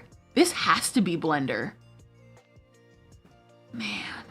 Of the things we hold so dear, just keep them close, oh, as long as they stay.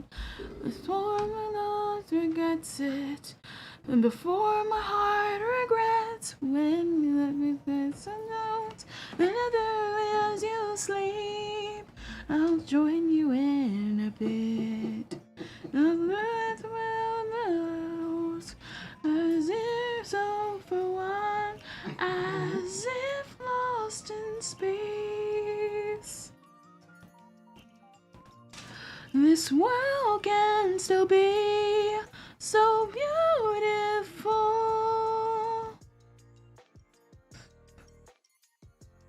If I lost and think that I'm not out of range, though I fear, I still walk ahead. So thank you for all the dollars you bring them to this life. See you again.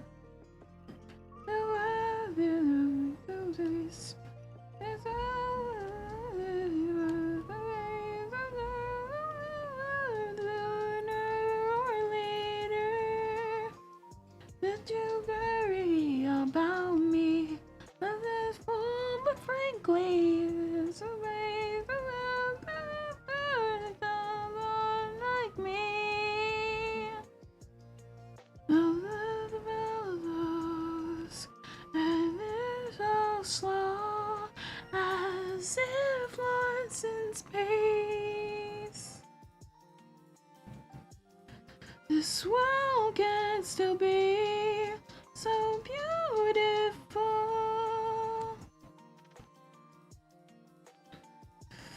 I'll live on those, maybe when I'm out of range. Oh, I fear I still walk ahead. So thank you for all the colors you breathe out to this life.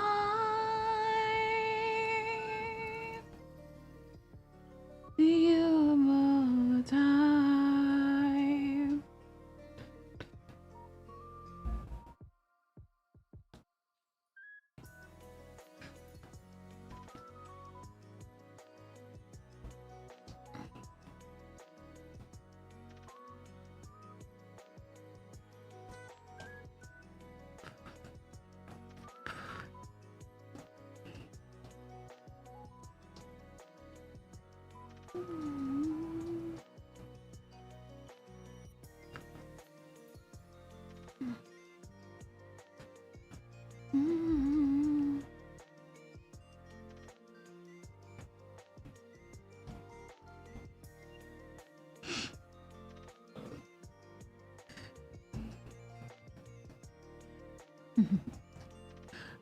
Before it comes the day when I'm out of range, oh, I feel up to say my dues. So thank you for all the colors you breathe onto this life. Listening again sometime.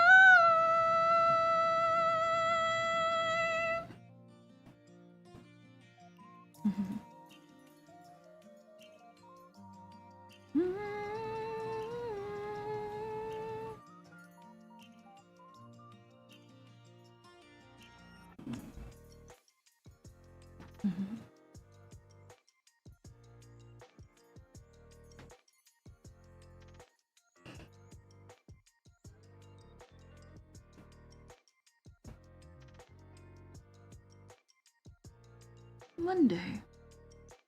One day. You know, there's a reason why I say that I feel like the early 2000s was that era. And I really appreciate that era. Even if it probably is, maybe I guess people would describe what I feel as nostalgia. I don't think I do. You know? I feel like people are so quick to throw around the term nostalgia the moment people look fondly back on something. Because I remember that time. And I have reconciled with a lot of it, obviously, is it in rose-tinted glasses and stuff like that. But I feel like a lot of what I feel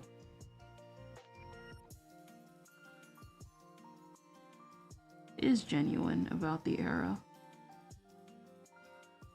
It was a boring era. A very boring era, from what I remember.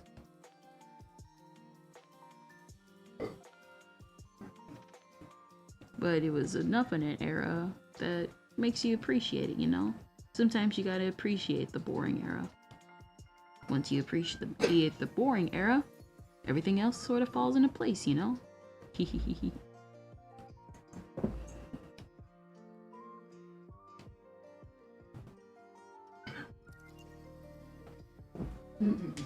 It's alright to feel nostalgic, but some things from back then did get more complicated over time, mayhaps. Yeah, pretty much. That's why I say it's like, it's probably rose-tinted glasses, but for the most part, like, I would label, anytime I look back at some aspects of my childhood, it's like, on the one hand, I hated it, but on the other hand, it was a nice time. And to be honest, if I could go back, I probably wouldn't. Not because it's rose-tinted and stuff like that. Far from it. I think also, I guess for a lot of people, they would want to go back, you know? At least personally for me, I wouldn't.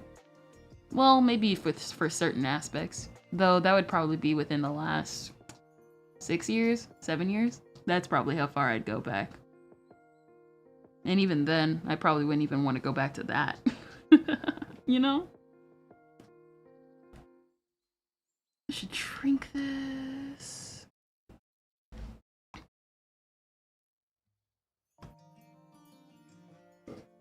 More.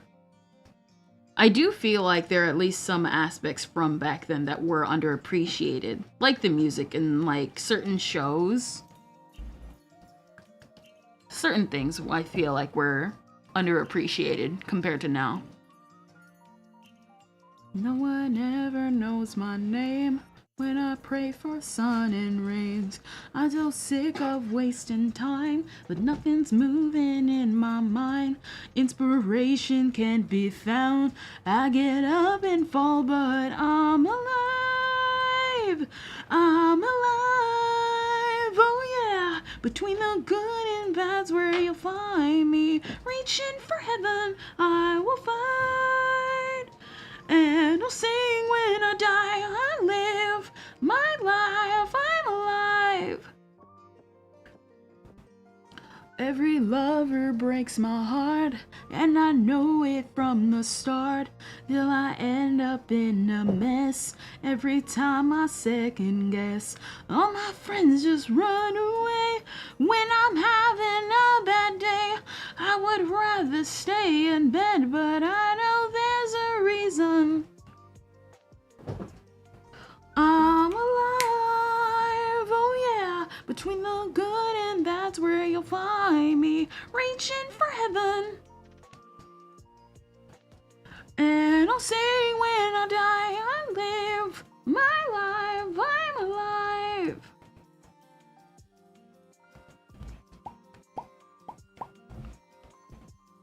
You have a nice singing voice. Nice. Oh, thank you. I will say, what is it? Technically, no. Yes, actually. I would say the one thing I love about the early 2000s. It gave me a very good appreciation for music. Of a movie in my head. There's no time for misery. I won't feel sorry for me. I'm alive. I'm alive. Oh yeah. Bye-bye, Ken. Bye, Shamirai. For heaven, I will fight. And I'll sing when I die. I live. 12 a.m. Dang. No, for real, bro. Listen, get some rest. We'll probably be meeting here tomorrow anyway for the VTuber Awards. Reaching for heaven, we'll fight, and I'll sing when I die. I live my life. I live my life. I'm alive.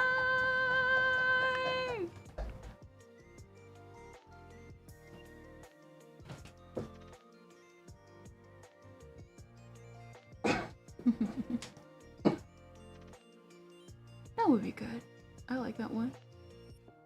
Dang.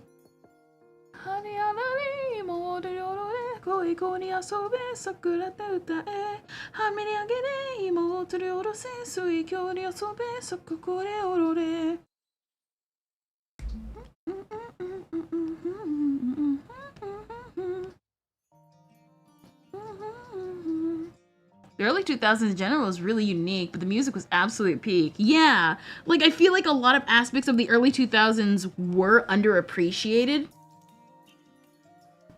Some cringe, some awesome, some pretty cool. That's why I feel like it was the lost era, but I also feel like the 2020s is people going back to that era, finding stuff they liked from it, and bringing it back with them. Like we've had a big rise of people. Either A, they've been going back to music, as I showed with like EPO TSK, or how a lot of people have been embracing the old MTV style, which technically was from the 90s, but you know, like it has that like early 2000s feel still, because I always say like it's the lost identity because it was between the 90s and the 2000s, so it was kind of like a mishmash of both. Like, what is it? You know, like the rise of punk tactics like a year ago. That was a really good like thing to like trend because it gave people the realization, wow, outside of oversaturation, when you really give people creative freedom, MTV style stuff, it sounds really, really good, you know? It's crazy. It's crazy like that.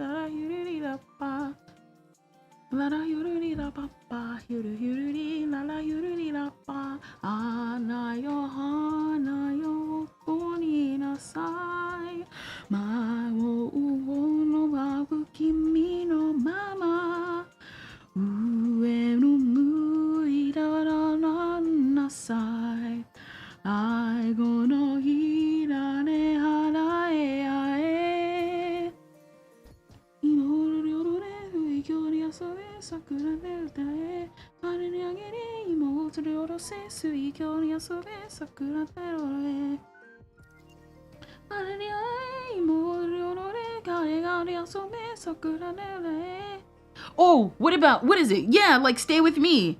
Well, technically Stay With Me is like 80s, 90s, but you know, people just reaching back and actually like finding things they like, you know?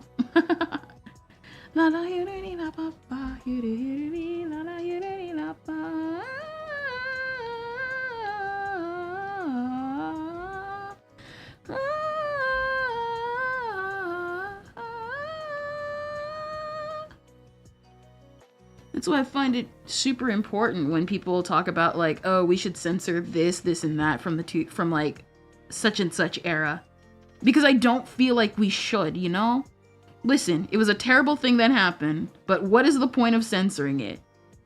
You can't hide from it forever. It's gonna come back up no matter how many times you erase it, because that's just how humanity is. They're gonna bring it back up. And that's what makes those things special. Don't try and hide from it, because they will find you.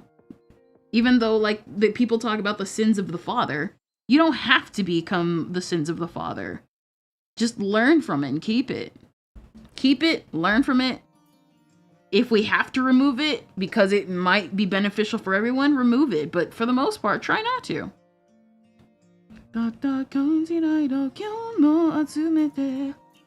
Then by the 2010s, it started to get homogenous bit by bit. Yeah, no, for real. Like, what is it? Like how people are now starting to appreciate chowder and flapjack. And like everyone always, what is it? I personally feel like everyone always appreciated Billy and Mandy. But it feel like cause like what is it? I liked Billy and Mandy, but I liked Flapjack more. And not a lot of people acknowledge Flapjack until recently. And of course, Chowder is getting its recognition, but I feel like Flapjack really deserves its recognition for how creative it was, you know? It was the riff show that everyone knew, but they didn't talk about until recently.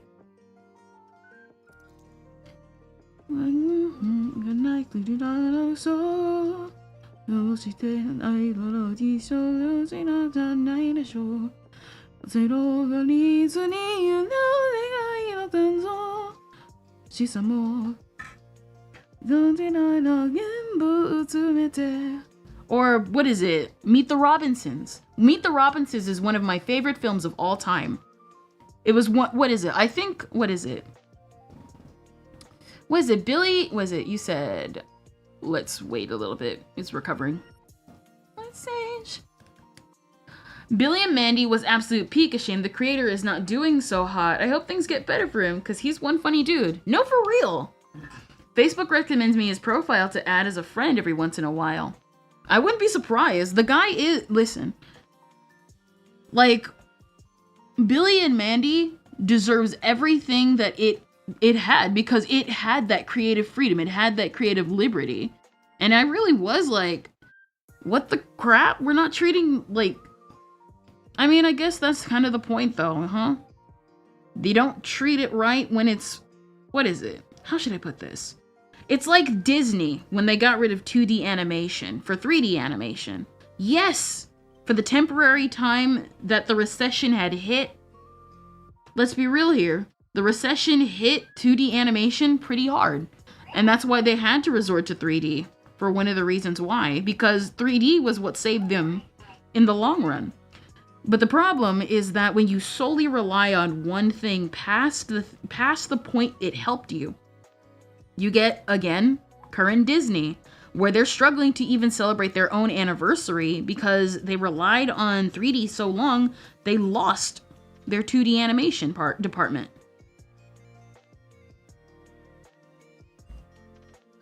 You know what I mean?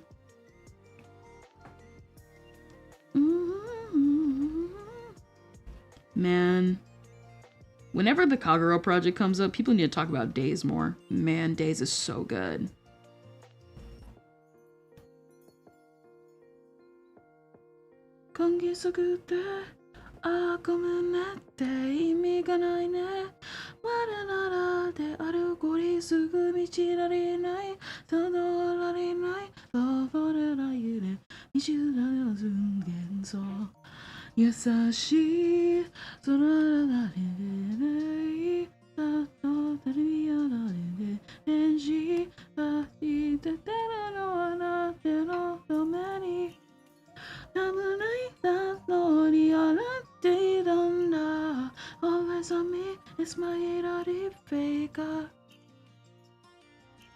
Meet the Robinsons is peak, but it was an era when Disney was doing mesh and the aesthetic were still not fully there, so the designs look bland by modern standards. Back then, they were fine. No, for real. To be honest, I think, like, what is it? I'd say a lot. If I can actually be real, I would say The Emperor's New Groove, Lilo and Stitch, and Meet the Robinsons defined that era aesthetically. I would say that was the 3 movies that really defined that era. Because those films look, like, you could say debatable for Meet the Robinsons, because I personally still think it looks pretty good.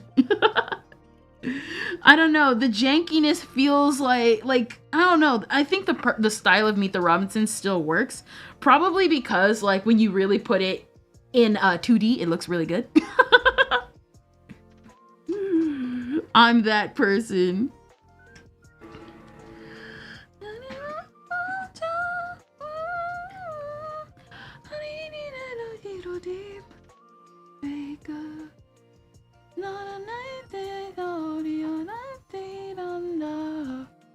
Cause like I remember I used to relate a lot to Lilo. And it's like, man. And then I like looked back at it. Cause it, like those movies, they were movies that in all honesty, they should not exist. Like with Meet the Robinsons, it was during the recession. For Lilo and Stitch, they had to develop that movie in secret. For Cusco, it was a completely different film. Just completely. It works. They translated the 2D to 3D well. The antagonist, I forgot his name, is so good. I just call him Goob, because you're right. Let's be real here. I gotta admit, I don't remember the name of the antagonist. All I know is because of the twist that his name is Goob.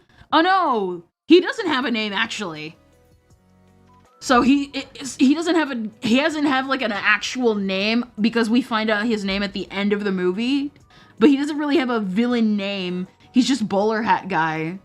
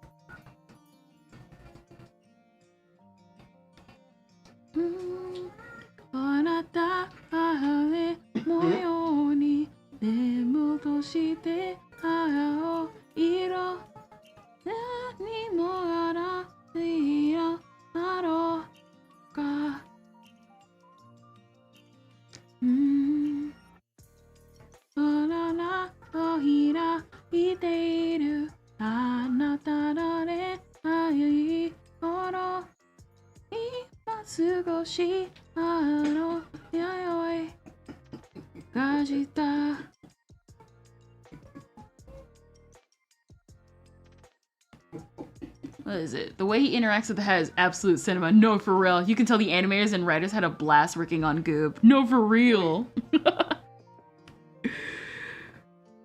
Like, I would say his movements are prototype Hotel Transylvania. If we really want to, if we really want to do that.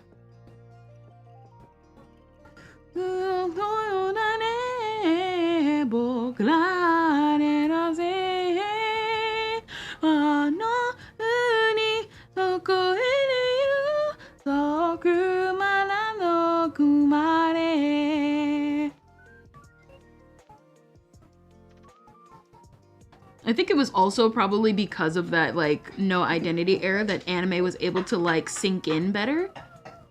You know what I mean? And that's why we have the current generation we have now.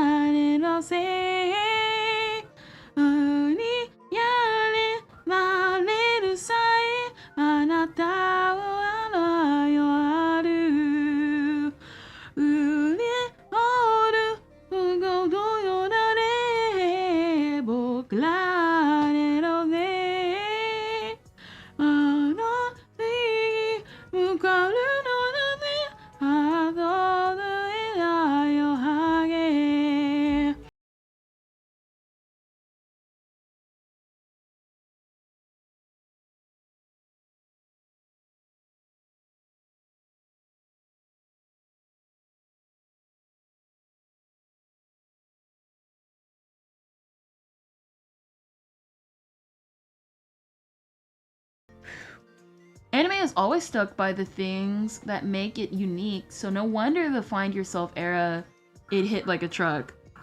I think it's also because it was also like a revolutionary thing for like Gendy would have loved to work on him. It's right down his alley. You were so right. No, for real. Cause like when you really think about it, cause like back then people didn't have an identity. But the thing was though, is anime was so pushed to the background that the people that ended up finding it ended up making that their identity, because otaku doesn't really have the stigma it has in America compared to Japan, for obvious reasons due to obviously the otaku killer incident.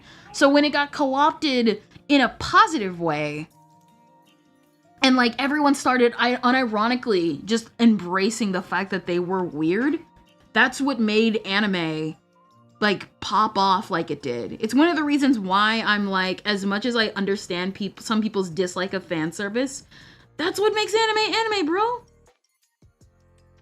Like, it makes it weird. It makes it cool. It makes it creepy. It makes it everything that you would not find anywhere else. The problem is now is that people, obviously, because people are coming into the space who do not respect the rules and etiquette, want it to be changed for themselves. But the problem is that it's one thing to change a space for your own personal benefit. It's getting mad at people. It's getting mad at the people. That's the issue.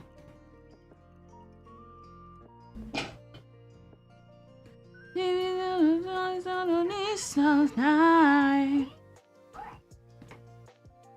know what I mean?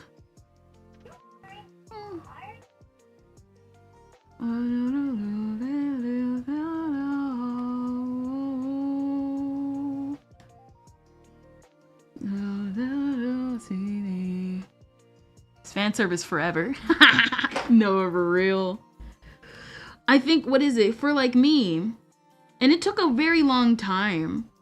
Like one of the things like I found out was like it was through anime that I realized my love of drawing, of just drawing beautiful women.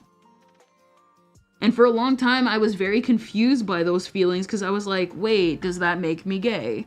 And nothing wrong with that, obviously, if you identify with that. But for me personally, I was like, well, I don't feel gay, but like, I don't know what these feelings are either. And it was a combination of factors, along with my love of anime, that made me realize I just want to just draw pretty people, specifically mostly women, and be happy with that.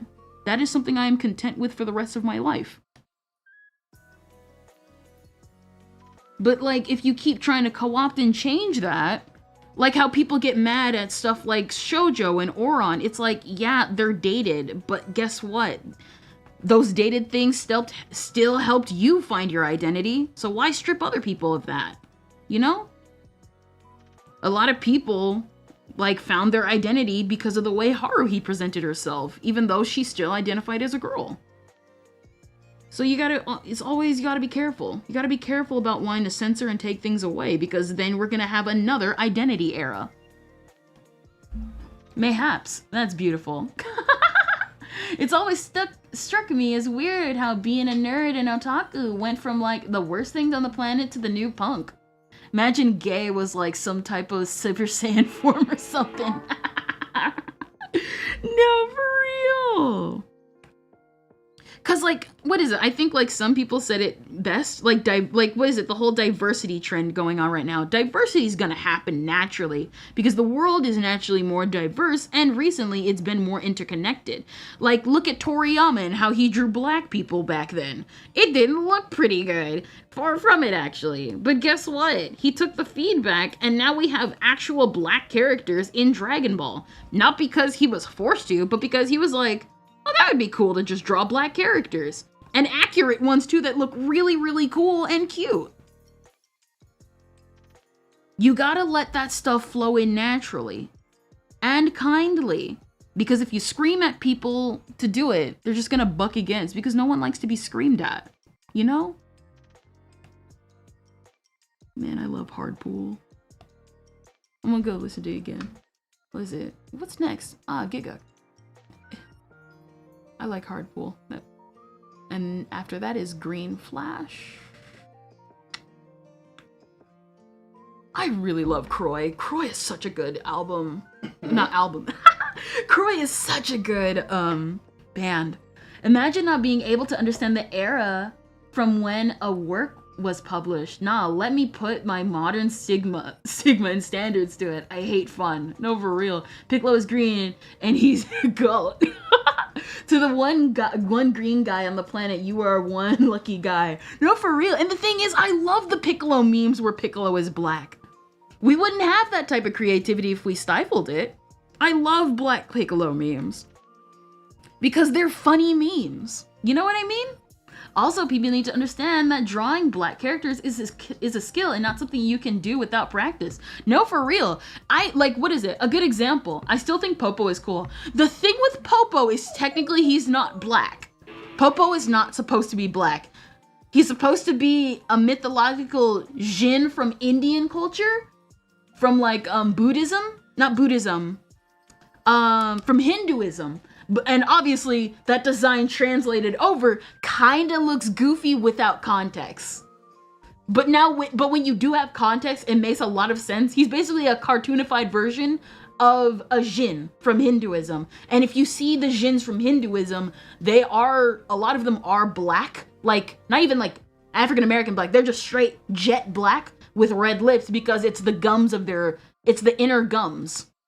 And of course, when you caricaturize it, it comes off a little weird, you know? Piccolo is the dad that stepped up and he did it again. No, for real. Even Toei's gotten in on it, and Toriyama too. What is it? Also, people need to understand that what is it? Yes, you already put that. I'm just reading it again. No, for real. A good example. Sister Crone from The Promised Neverland. Personally, to me, I do not think she is offensive because every other character is exaggerated in a very disproportional, creepy way. But unfortunately with Sister Crone, because she has black features and because of American history, it looks bad.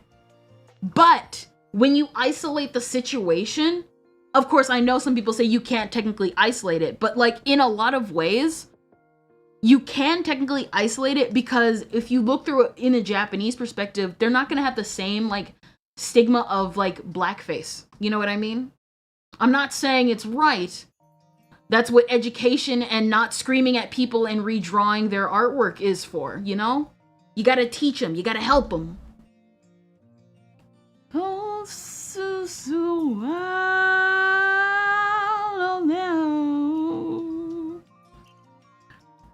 Cause what is it? I remember someone made a redraw. Literally earlier today, someone made a redraw of the black lady from Tom and Jerry. Now I actually know why, because in a lot of ways, she was a caricature.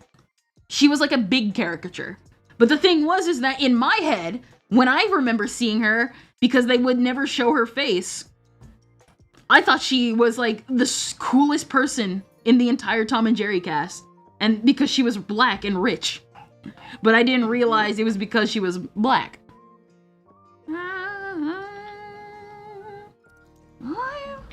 But then I remember someone was like, well, she's supposed to be the mammy stereotype. And I'm like, what's a mammy?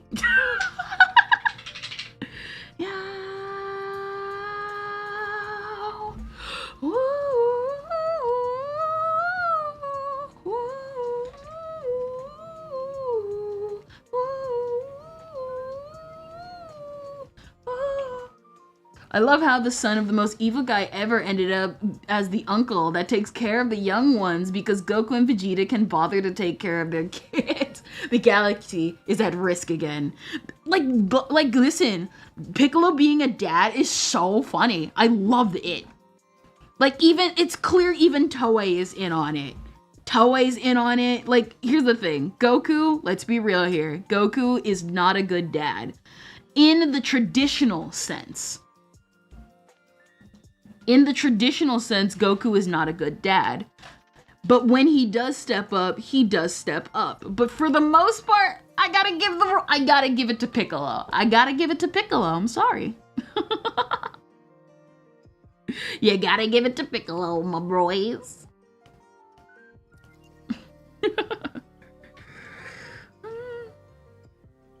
Yeah,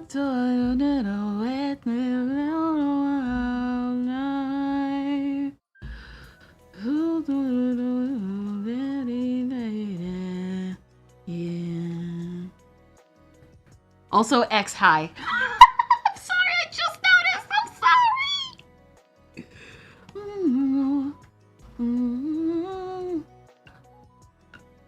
Also, Pickle, marry that teacher and get your driver's license. No, for real. For real, bro. Ah.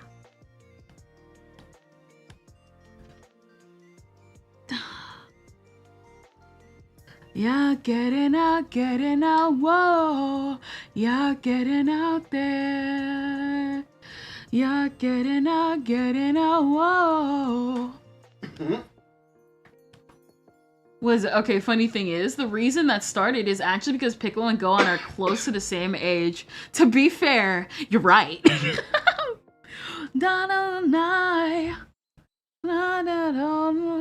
me no. Not only that, but like, what is it? Like, what is it? There's also like the Piccolo is black meme because let's be real here, Chris Sabat can do a pretty good black voice impression. That's one of the reasons why I'm super upset if he really does get replaced for Panty and Stocking. Not because the Funimation actors are kicking him out, but because he's choosing to step down. And I'm like, no. No. The show is super offensive already. You do not need to step down, bro. Please don't. Like, there is gonna be no other garter belt but you, my dude.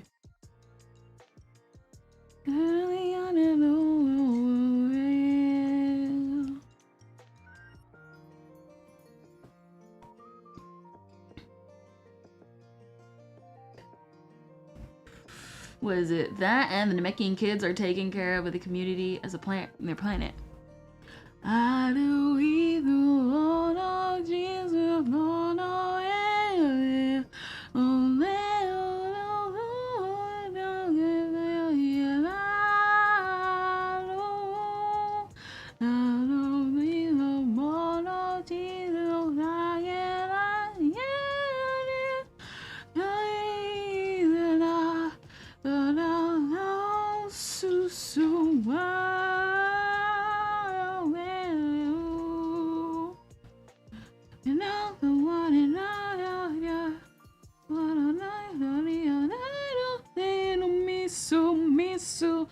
Tonight,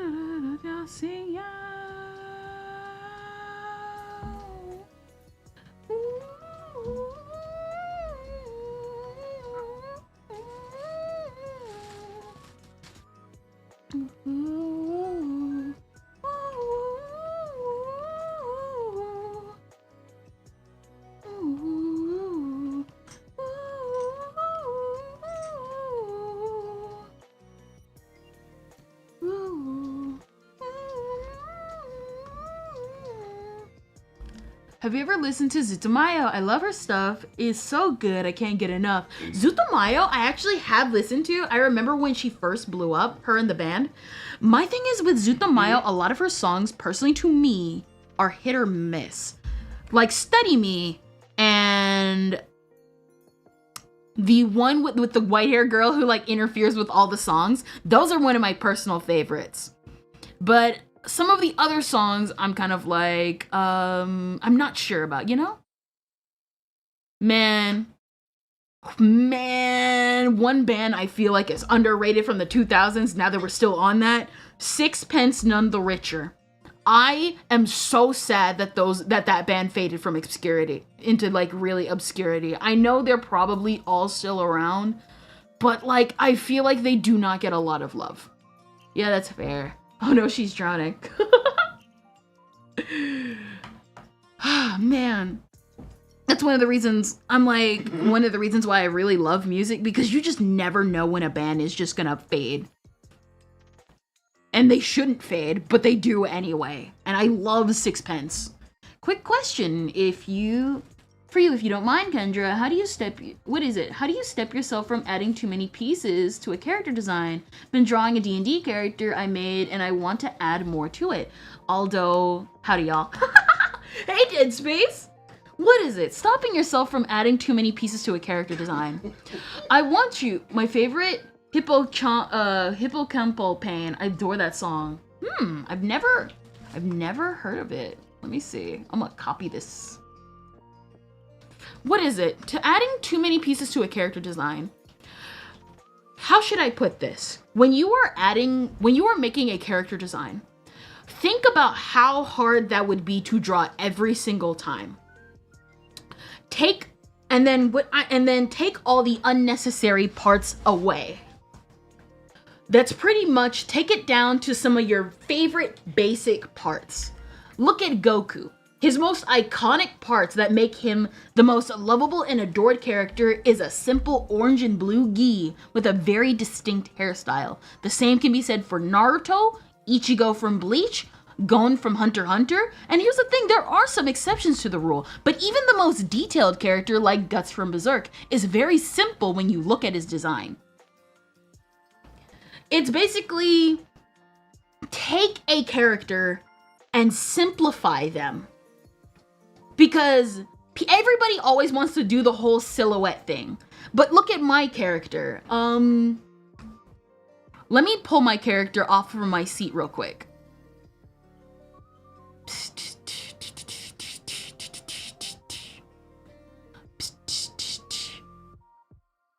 Here we go. This is my character. I'm cut off at the knees, obviously. But my character design is very simple. No matter how much detail I add to it, you can still simplify it down. Something I still want to also include in the 2.0 as well, which I have to balance because I do still want to add details while still simplifying the character.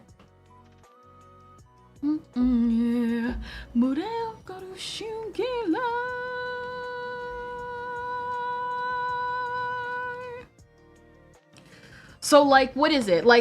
I gave myself a sort of more detailed sweater in my 2.0. And it's not the exact same as this one, but it's still simple enough. You know what I mean? What happened to your feet? Oh, my model is like cut off. Oh, Will Stetson. I forgot I had Will Stetson on. Will Stetson's like playing right now. What is it? I'm cut off because it allows my model to like sit properly. Here we go.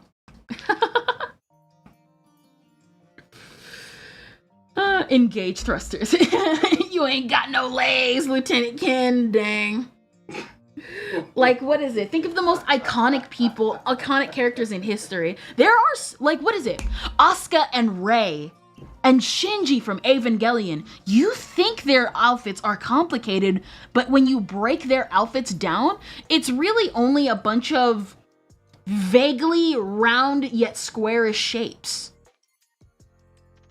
It's a lot of characters, even the most seemingly detailed ones. Magical girls also. Some of them are the most iconic magical girls out there. Sailor Moon, her design looks so complicated, yet when you really break it down, it is a very simple design.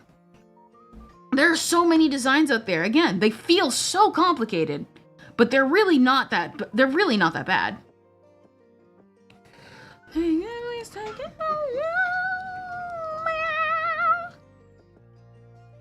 What is it? It's like, I guess really you can say that drawing is like music. Drawing is like music in the sense that when you It's the little things that you add to it. It is an entire, what is it? How should I put this? Music and art are very similar because with music, you have the general frame of the music. Then you start adding tiny details to it, but not too many, or else it'll overcrowd and sound like absolute nonsense. The same can be said for an illustration. Guts can be made simple, but the armor, because of its hexagonal shape, is so hard for the current people working on Berserk are low-key going insane. No, for real, for real. And even then, like, what is it? These lilies that I've been redrawing, these things are hard. It doesn't look super hard, but really it is insanely difficult to draw all these lilies. Even though they're super simple. With charm and wit. It's all about planning and stuff like that, you know? Devil big. Give me your love.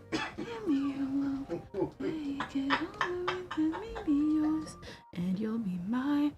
Take my mix and carry the key. Still like one more, or then me borrow more.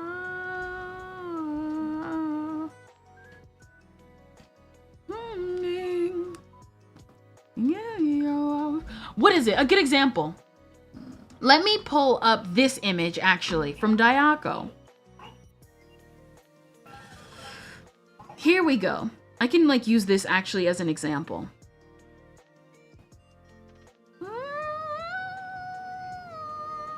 A lot of this looks really complicated, doesn't it?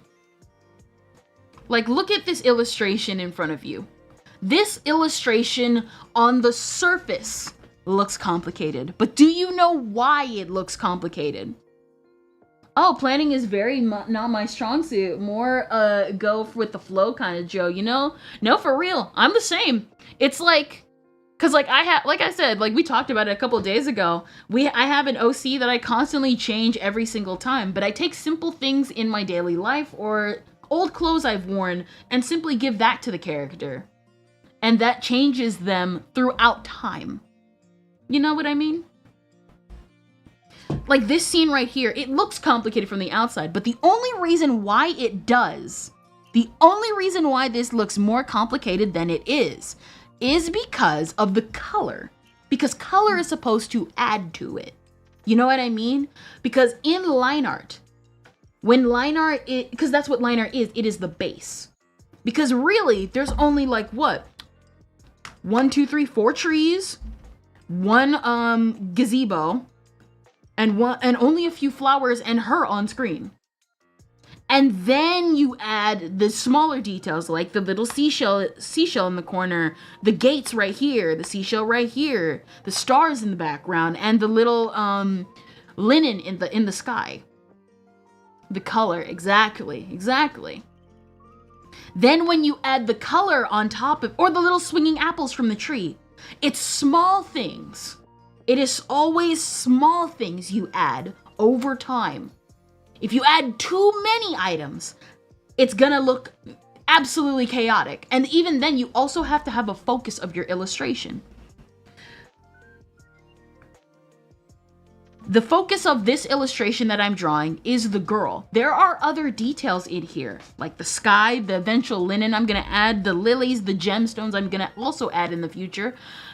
But it's gonna be mostly her, the cat, and the apple. That is the main focus of the illustration.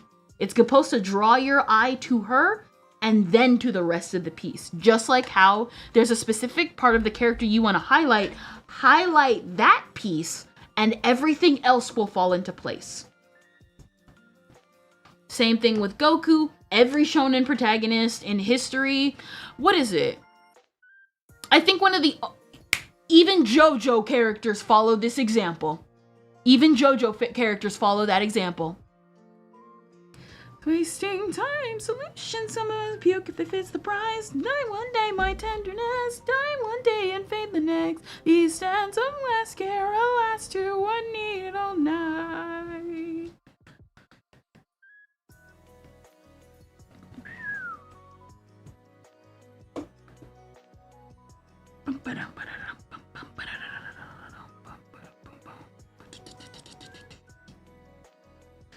really a lot change. Since the camera's out of frame, I'm very wide awake today. Really a long day. Now since the camera's out of frame, I'm very wide awake. Dang. Like a high grade heartbeat. I ended up messing up something. Someone's gonna lose the busy spell. Why the side is side to ride? Why was always obvious, right? But why do you but myself? That's what's holding hello. I'm the perfect curtain call. This is my solution. And to the finish line. Finally you got to me. Finally we got to me. Really this meeting is merely mine. Dang, that sounded trash.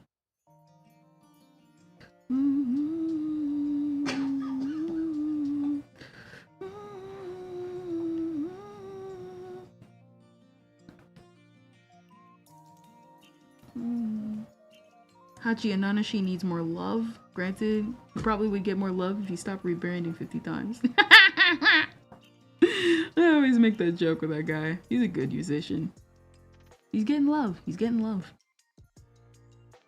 Bam. This is going to be the worst take you'll probably ever hear, but I think JoJo has looked worse and worse each part. Really?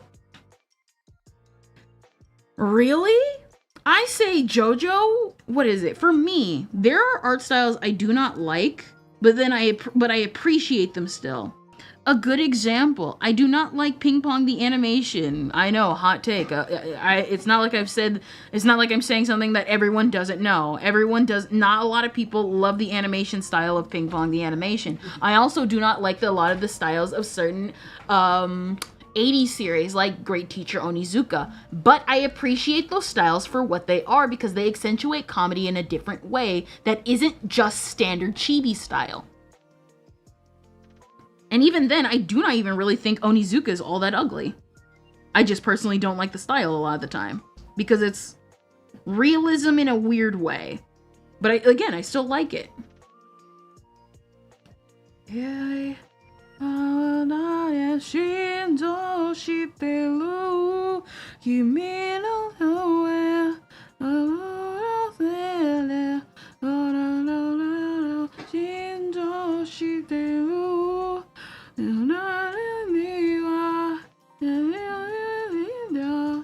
Like, what is it? For Araki, even though you could like debate on JoJo, I think the one thing I like about JoJo, even if I'm not a big fan of every style, I feel like sometimes the anime accentuates the style better than the manga, is I like Araki's determination to be flexible with his style. Because let's be real here, he said that his series started out as a Fist of the North Star clone, and then it evolved into its own thing over time. And that is something you can be proud of.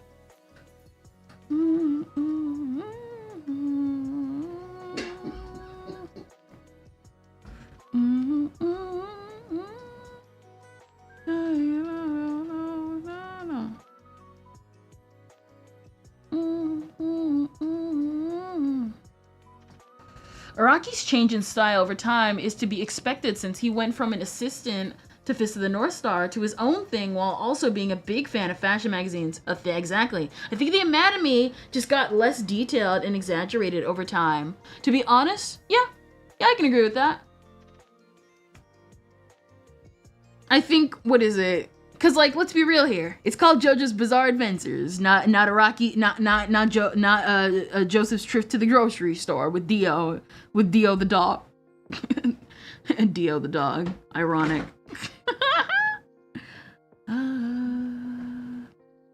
I think, to be honest, not gonna lie, I thought about it. I thought about that at some point.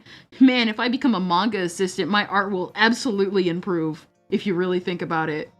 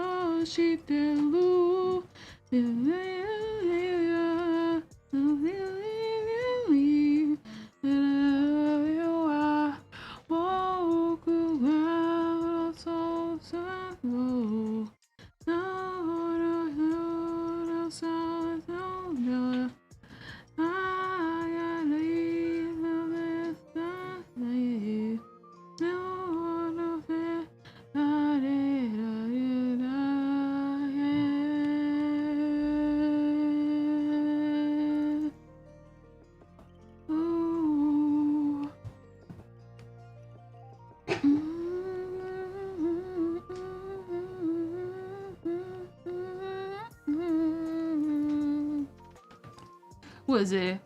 Because an arrow manga assistant and become an arrow manga assistant, your skills will be maxed out. Unironically, you say that as a joke, but like, unironically, that probably is the way to go. Unironically, that's actually the reason why I started drawing Dayako Girl anyway. Because, man, have I actually went out of my way to improve her anatomy. Like, on purpose. For a lot of this, because it's hard to draw somebody who wears lingerie correctly unless you have proper anatomy skills.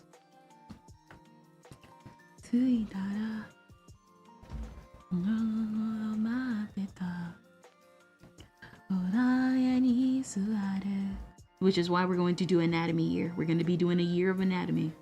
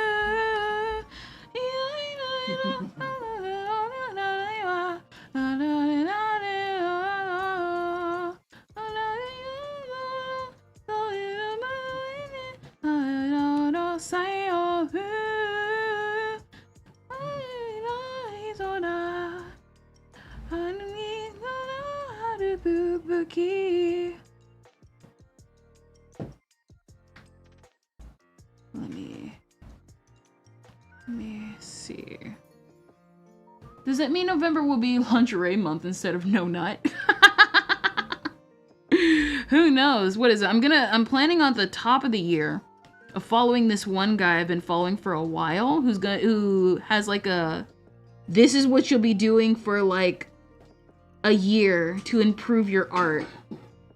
And it's like, I want to and I don't want to at the same time, but if I really, really want to do the art I want to do, I will have to buckle down and do it. Because if I don't do it, I'm never gonna learn. You know?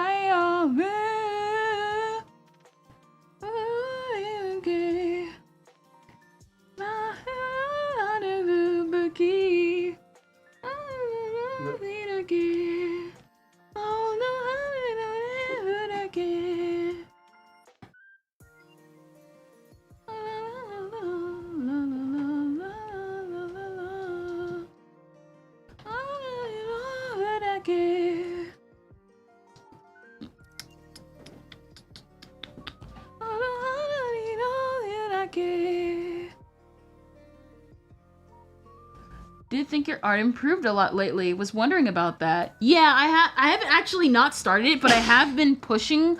So the reason why we did the girl series was because I'm guessing it. Yeah. It is indeed Mark Bennett. You remembered his name faster than I did. I'm not even kidding.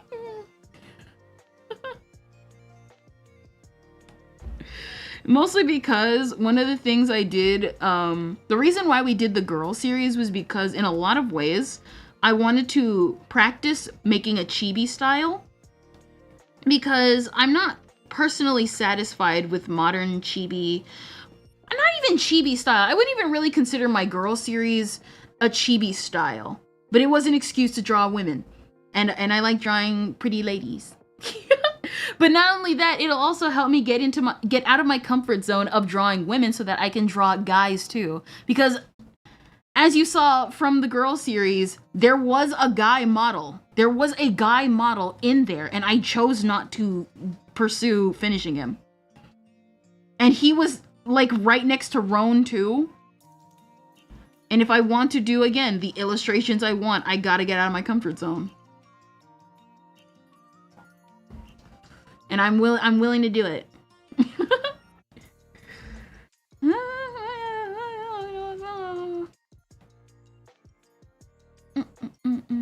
All right, I didn't delete it by accident.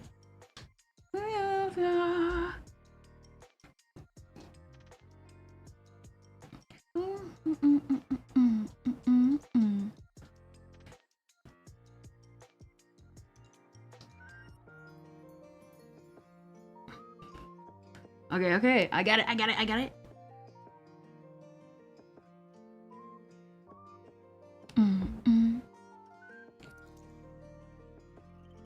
I am still so shocked that the Dangers of My Heart blew up like it did. I'm sorry.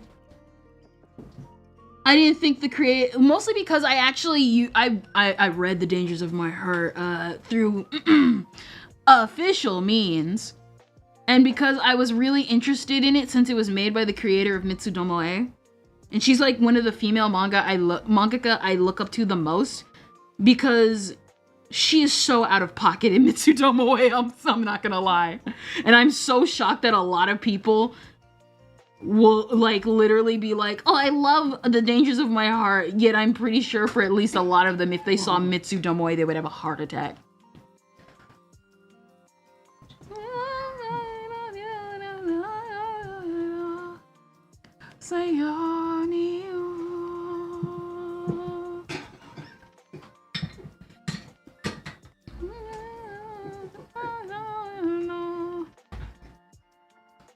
I knew it. I'm guessing. I knew it.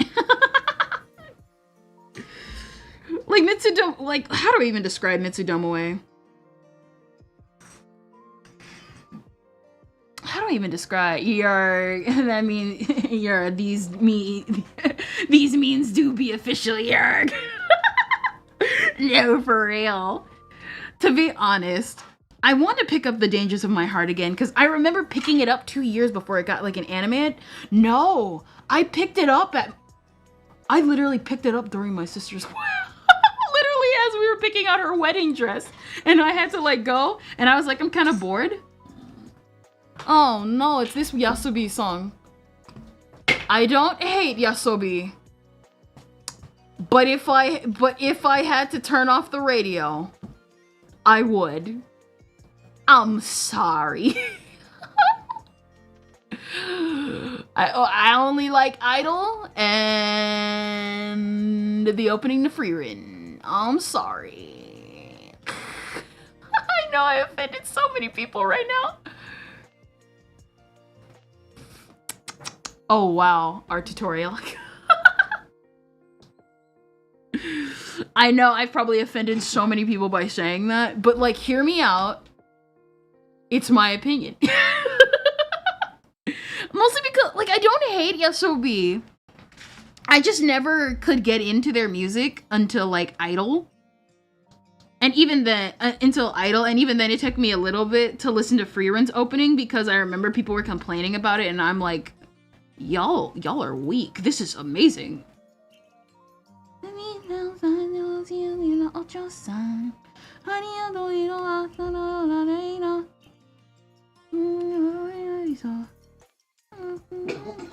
That reminds me, I gotta watch Frieren. I gotta finish Frieren. I think I'm on episode 3. I know I'm past the part where they get the flowers to like give to Himmel's statue. I did like Frieren. I did like Frieren. That's understandable. Like I think Yasobi is a good band, but I've never liked it even before they went mainstream because I found out that they did the other song that got popular, you know, the one with the girl at the rooftop, that popular one. I never really liked them. And I would go out of my way to not listen to them. I used to do the same with Eve as well. Cause like, you know how like sometimes you see a thumbnail that you're just kind of like, I don't hate it, but I just don't vibe with it because it either you're just not in the mood or you just don't want to. I did that with Eve when he released We're Still Underground because I thought We're Still Underground would have been a soft song. And then after it stopped trending, I went and listened to it. And I was like, whoa, not only is this beautifully animated, but this song is hype.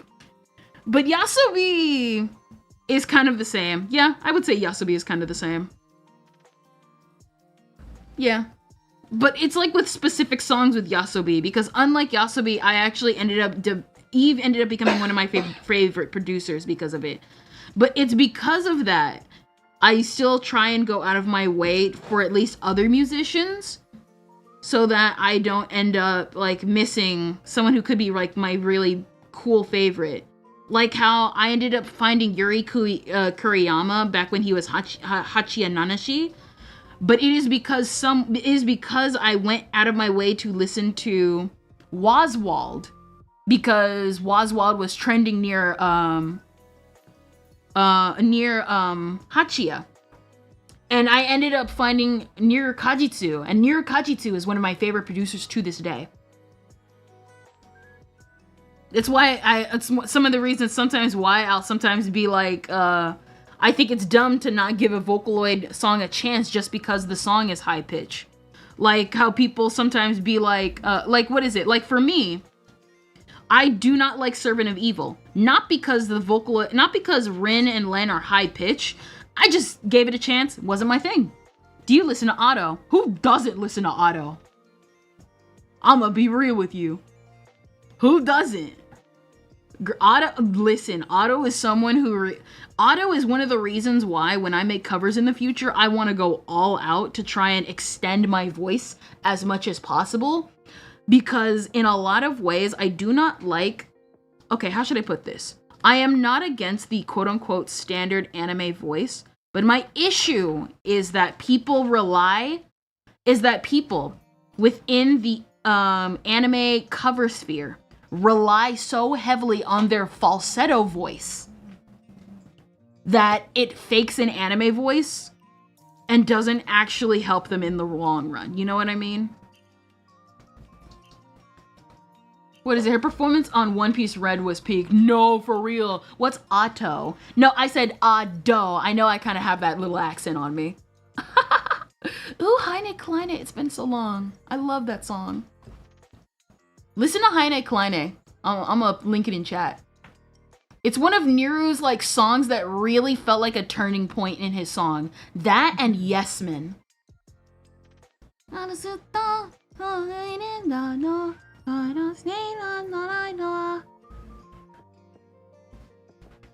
There are some songs in a person's career where I'm like, this is their turning point. And it's not when they go mainstream. I love it when I find that song that feels like a change. For Niru, it is a combination of Heine Kleine and Yes Man. Because it's like it's not a change in their music. It's a change that does involve their music, but is a change within themselves that ends up showing up in their music. Heine Kleine no sekai no donai zutto ne zutto zenai zo ne na ni na no Heine Kleine ina ni ara ni na yo ni ina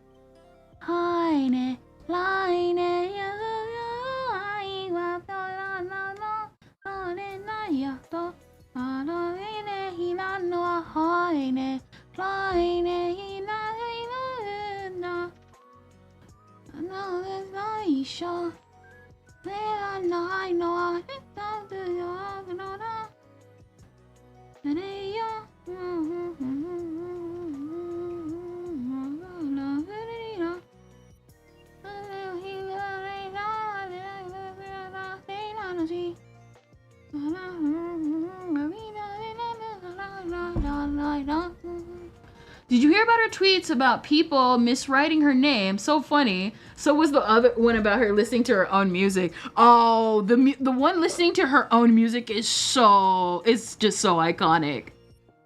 Bro. She's actually one of the reasons why I actually got inspired to cover. Well, I actually have to cover. But she's one of the reasons why I want to cover.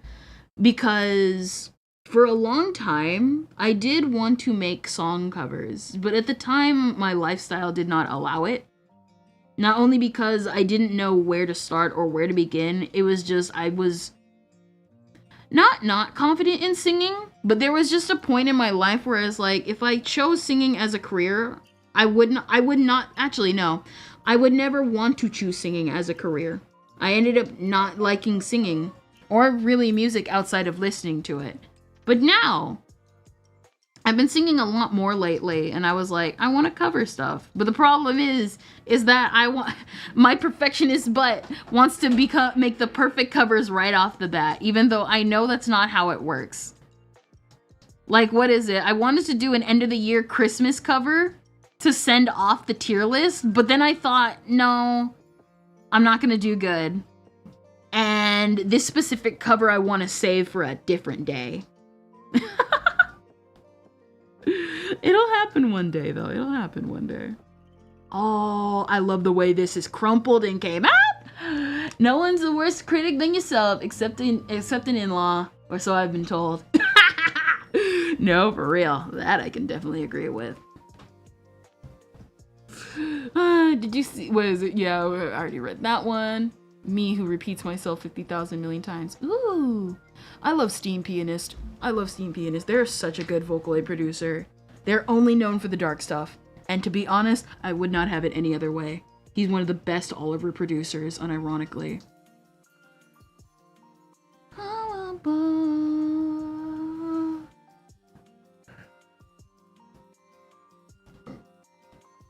Seven candles in ice cake. Zitters stuck to your skin. Lazy stockings, velvet shoes. Wipe that stardust off your eyes. Sighs to sleepy head. Wakey, wakey now. Wake up, sleepy head. Blow your candles out, so your wishes count. Wakey, wakey now. Wake up, sleepy head. Do you plan to be a child forever and ever?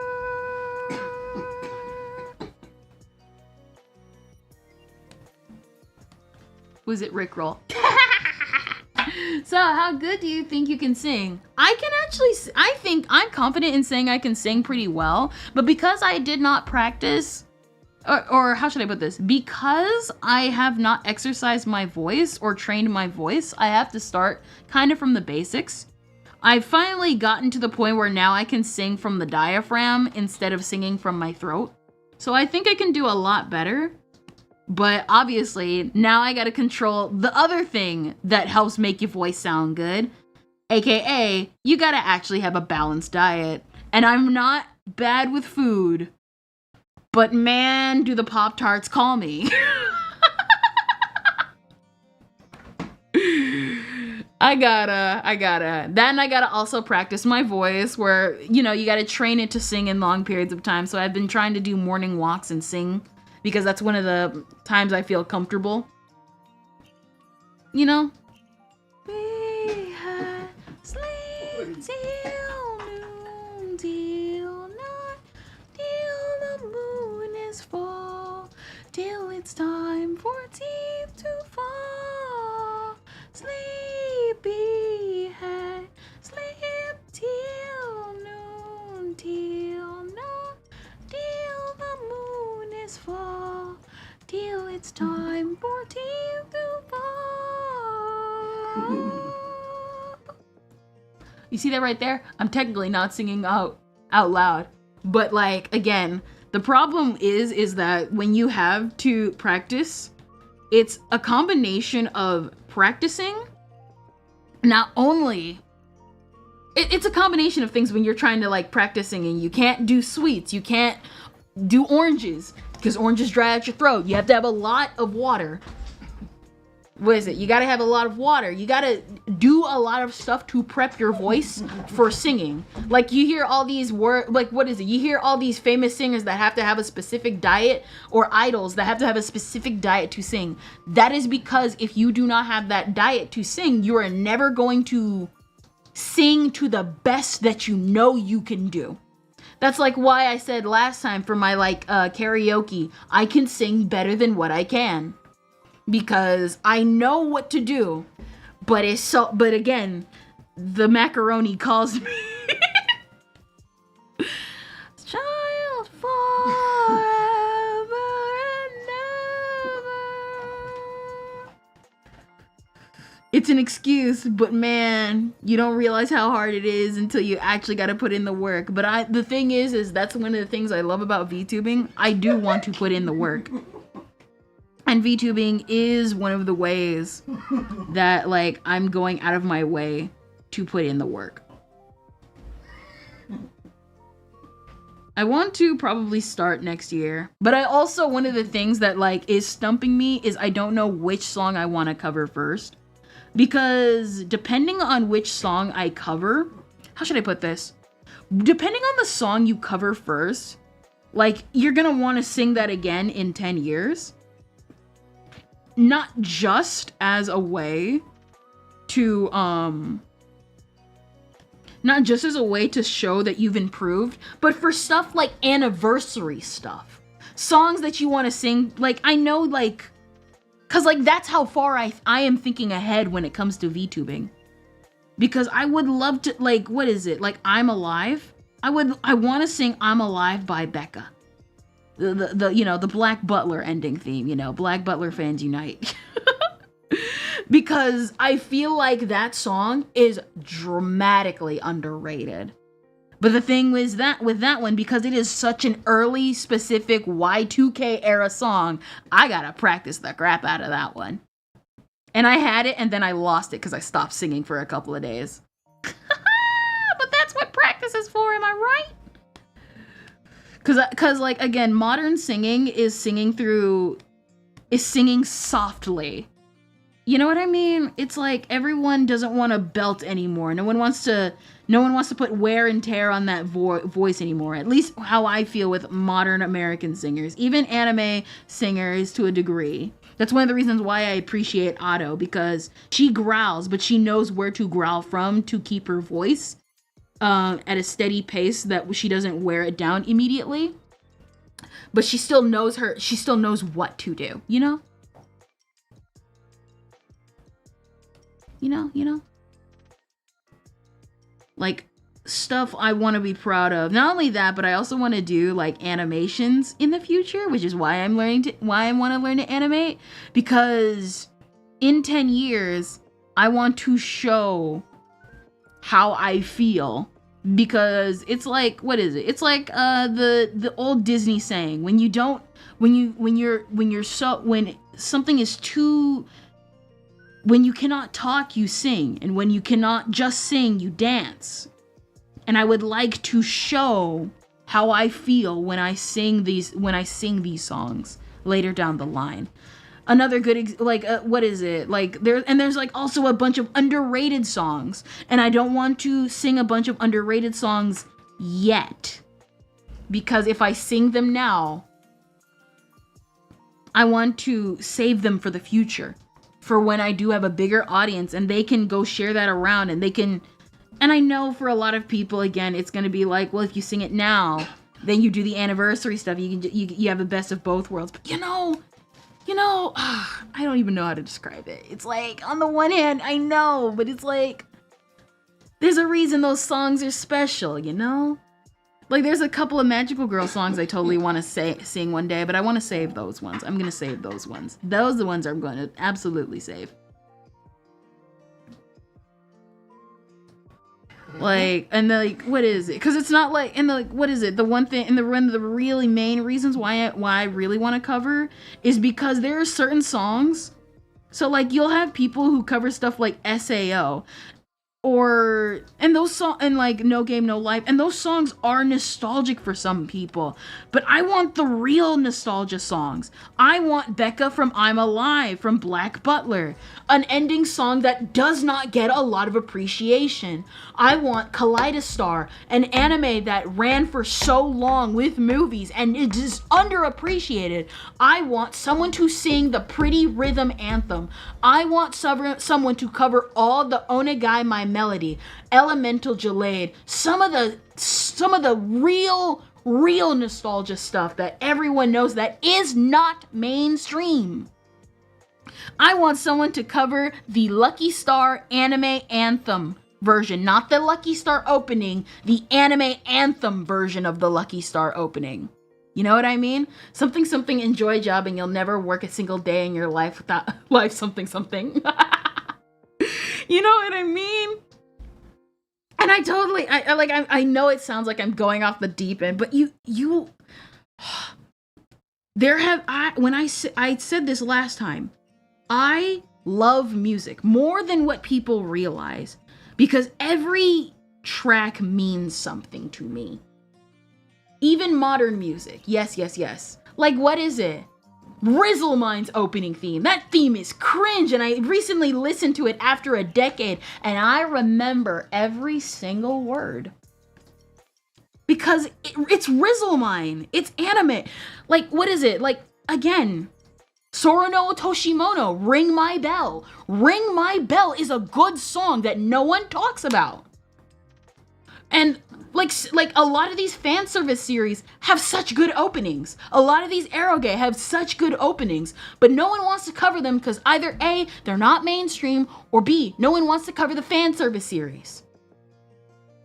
Everyone wants to cover the cool series like Black Lagoon, even though I think Black Lagoon has like, no, Black Lagoon is not underrated. Anybody who says Black Lagoon is underrated, come back to me in 20 years when it actually is underrated. Like, I don't mind people covering songs that are nostalgic, but I really want people to dig deeper than just the mainstream stuff. Like, a good example, I love Amelie's nostalgia album, but you know what I love more than her nostalgia album? Her cover of the ending theme of Black Butler Book of Circus, because no one else but her has covered it. I love, there's this one girl, she covered Bluebird, Naruto's Bluebird, in English before anyone else, before Amelie, before the voice actress of Miraculous Ladybug, Christina. I go back to her covers out of every one of them because there is such passion. It was her only cover. And she never came back. I've been listening to that Bluebird cover since I first discovered anime at 12. And it still holds up because that to me, that is music. Someone who, even though they're gonna get buried. Someone who will never come back at all. But they still covered it anyway, and then they left. Oh, this one singer called, and I kid you not, this is her name, and you can still search her up. She goes by the username Poop Turds, and she came back during the pandemic and then left again. Fantastic singer, despite the name. She is an amazing singer. She covered Hoseki no Kuni's opening theme so beautifully. Land of the Lustrous. She covered the Land of the Lustrous theme so beautifully. You have no idea. You gotta listen to her cover.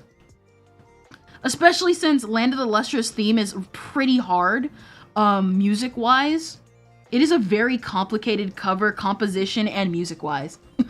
No, for real. And despite that, she sounds beautiful. But again, nobody really looks her up because number one, she stopped putting out covers.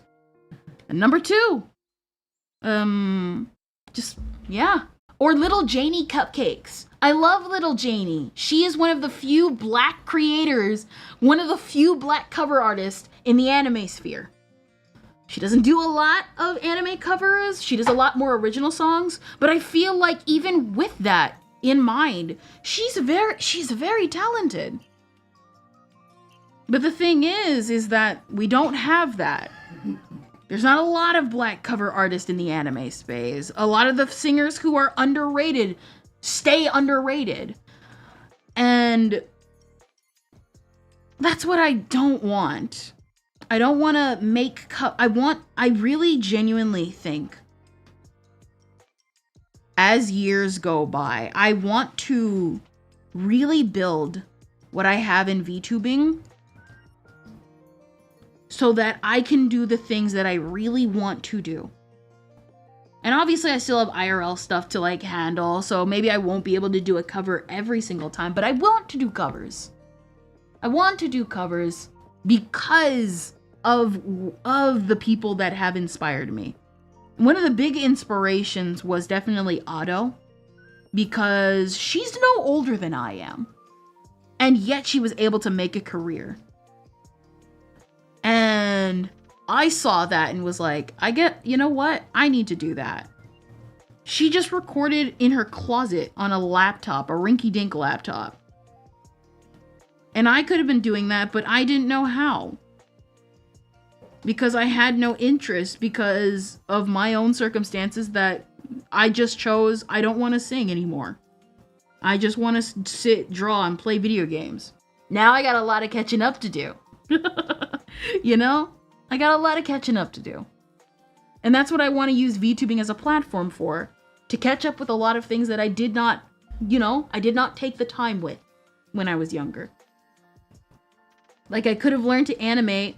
I still remember the day I wanted to learn to animate. And I just chose not to. Because not only was it hard, I didn't have the materials. And I didn't know where to start. Even though I knew what to do. Because I had a sticky notepad. I had a booklet. But I just chose not to.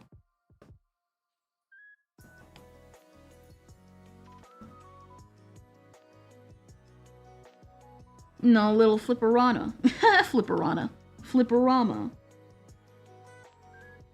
I could have learned to code at any time, and the coding books sat in my closet. Even though I said I wanted to go into video game making and stuff. I got a lot of catching up to do. And I'm okay with that. Alright, there we go.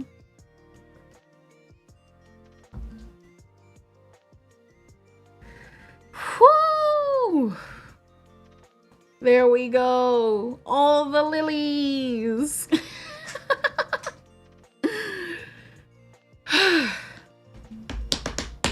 There we go.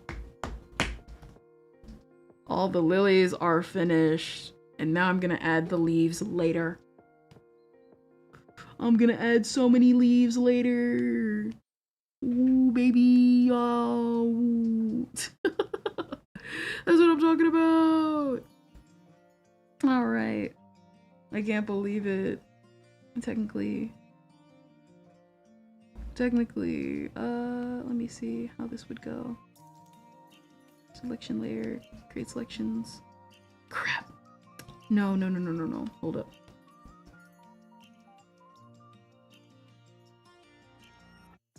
Yes! Crap, not really. Let's see. Maybe? Yeah, no, hold up.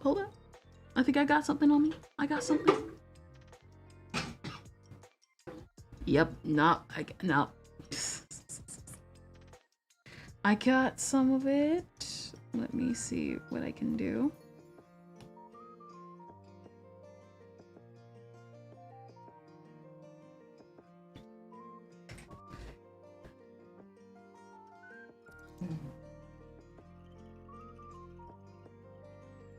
Let's see. Good work, Kendra. Thank you. Oh, thank you. I am truly a working class. And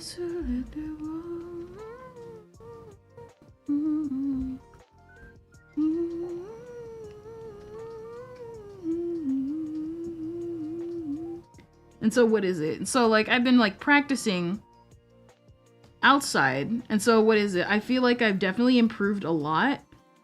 I think also the main important thing is that I'm trying to also not rush things, because even though I have a lot of catching up to do, I don't want to quote unquote catch up to the point where I am putting my own health and throat and everything in danger to where I can't do anything. Because I've had close calls recently where I did that. And like how I wanted to draw the wands and everything from last time. And I was very proud and really wanted to keep drawing the wands. And as a result, I ended up having my back thrown out for a week. I should not be having my back thrown out in my 20s. Because I decided to throw out my health. Yes, I do want to draw. Yes, I do want to sing. Yes, I do want to animate.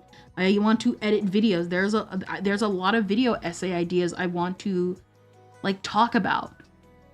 Cause I like, again, a lot of the things I always wanted to do, now I'm able to do them. But I'm not gonna do them at the risk of my own health, because if I do that, I'm not gonna be able to do any of them. Because in the past, my mindset was I need to relax and not be stressed out. And that has benefited me because now I'm properly prepared for my future. But the problem is, because of that mindset, now my mind almost switched gears into now I gotta rush and hurry up. When, listen, 10 years is gonna be 10 years. I've only improved this much in my art in the last 4 or 5 years. Cause like, what is it? Cause like my mind also, like, what is it? How should I put this? I've kind of calculated it where it's like, you will see improvements in whatever you are doing in about 5 years. But that takes time, and you have to accept that it will take 5 years. And then you will see massive improvements in 10 years. But you won't, again, see, like, what is it? People who started drawing during the pandemic. You saw massive improvements very quickly during the pandemic. A lot of people got improved very quickly during the pandemic because people had time. And people took their time seriously. Now, the thing is, though, is people would say, oh, with the pandemic over, I don't have that anymore. And it's, no, you still have that time. You still do indeed have that time. Now, you have to do it evenly now. Because back then you were putting all your time into drawing. Now, here comes the part where now you have to put in time to draw, but at an even pace that is not detrimental to you. You know?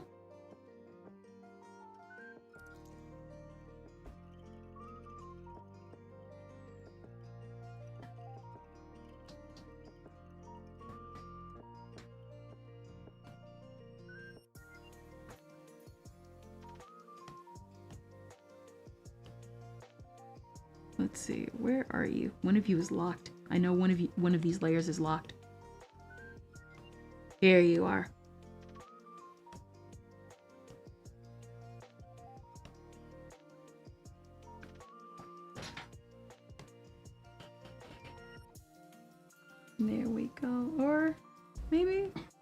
No.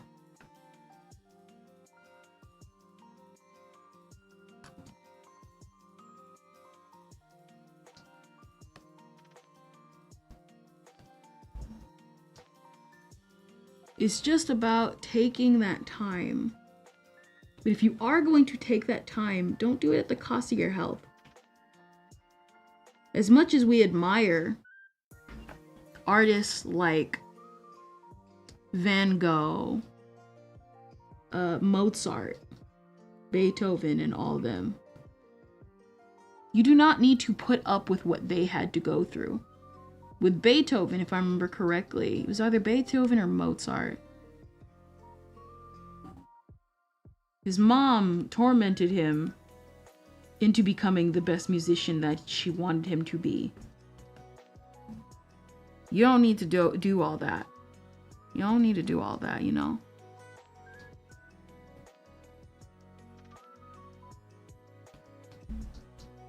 We don't live in a day and age like that. And if we do, get them away from that family.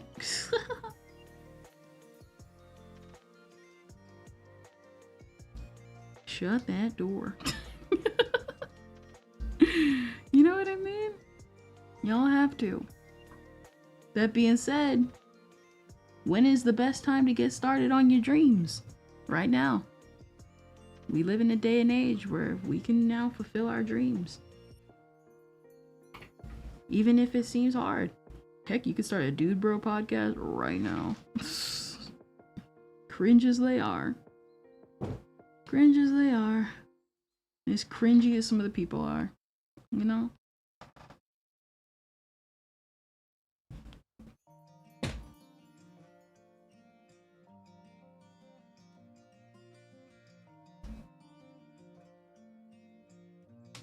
And he did it while deaf. Yep, oh, that really sucks. Yeah? And here's the thing. He still fulfilled what he wanted, because even though, for him, it was clear that he liked it, but the people around him were like tormenting him about it. You know? Because they all were like, well, I want you to be just like them. And it did succeed, but like, would they not still achieve the same dream if you didn't like beat them over the head? That's my thing. I think they still would have fulfilled the same dream. I think. Personally, me. Personally, that's my personal opinion. Alright. Dividing some of these. I'm just kind of spacing some of these out. Because I kind of just like it this way.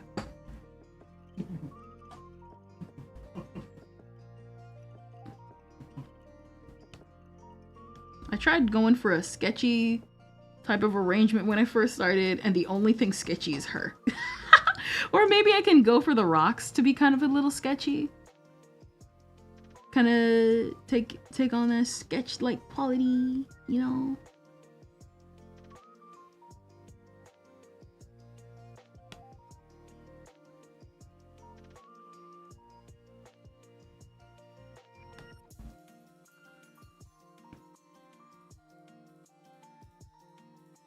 Saving recovery information. Please don't. Okay, good. Listen, don't crash on me, please. I'll take care of the file another day, but not today.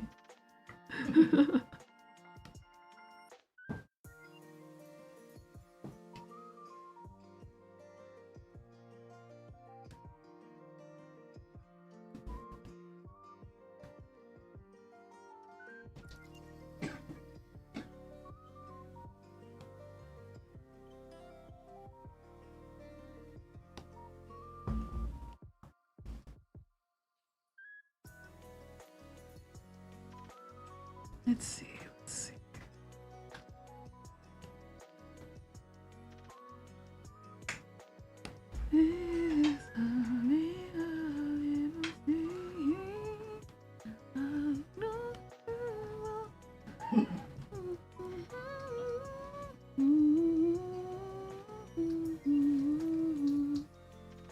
There we go. And now the lilies have been completed. gosh, that looks so good, bro. That looks so good. Let me take care of this real quick because I just realized, and this is exactly why I'm doing this.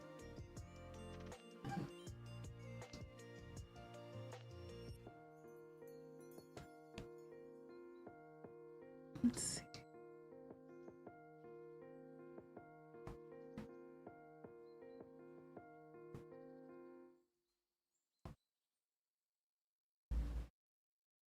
Ah, crap. I missed a part. Dang. Okay, there you go. Not too bad, not too bad. I hate when this happens because you end up messing up like the entire thing and then you gotta salvage it somehow. Or backspace 50 trillion times. And I hate that more. Because then you gotta, if you don't remember, you gotta like start completely over. My perfectionist butt can't handle this. And the Vol debuts were great. Hello back. Hello, bro. We were just talking about music.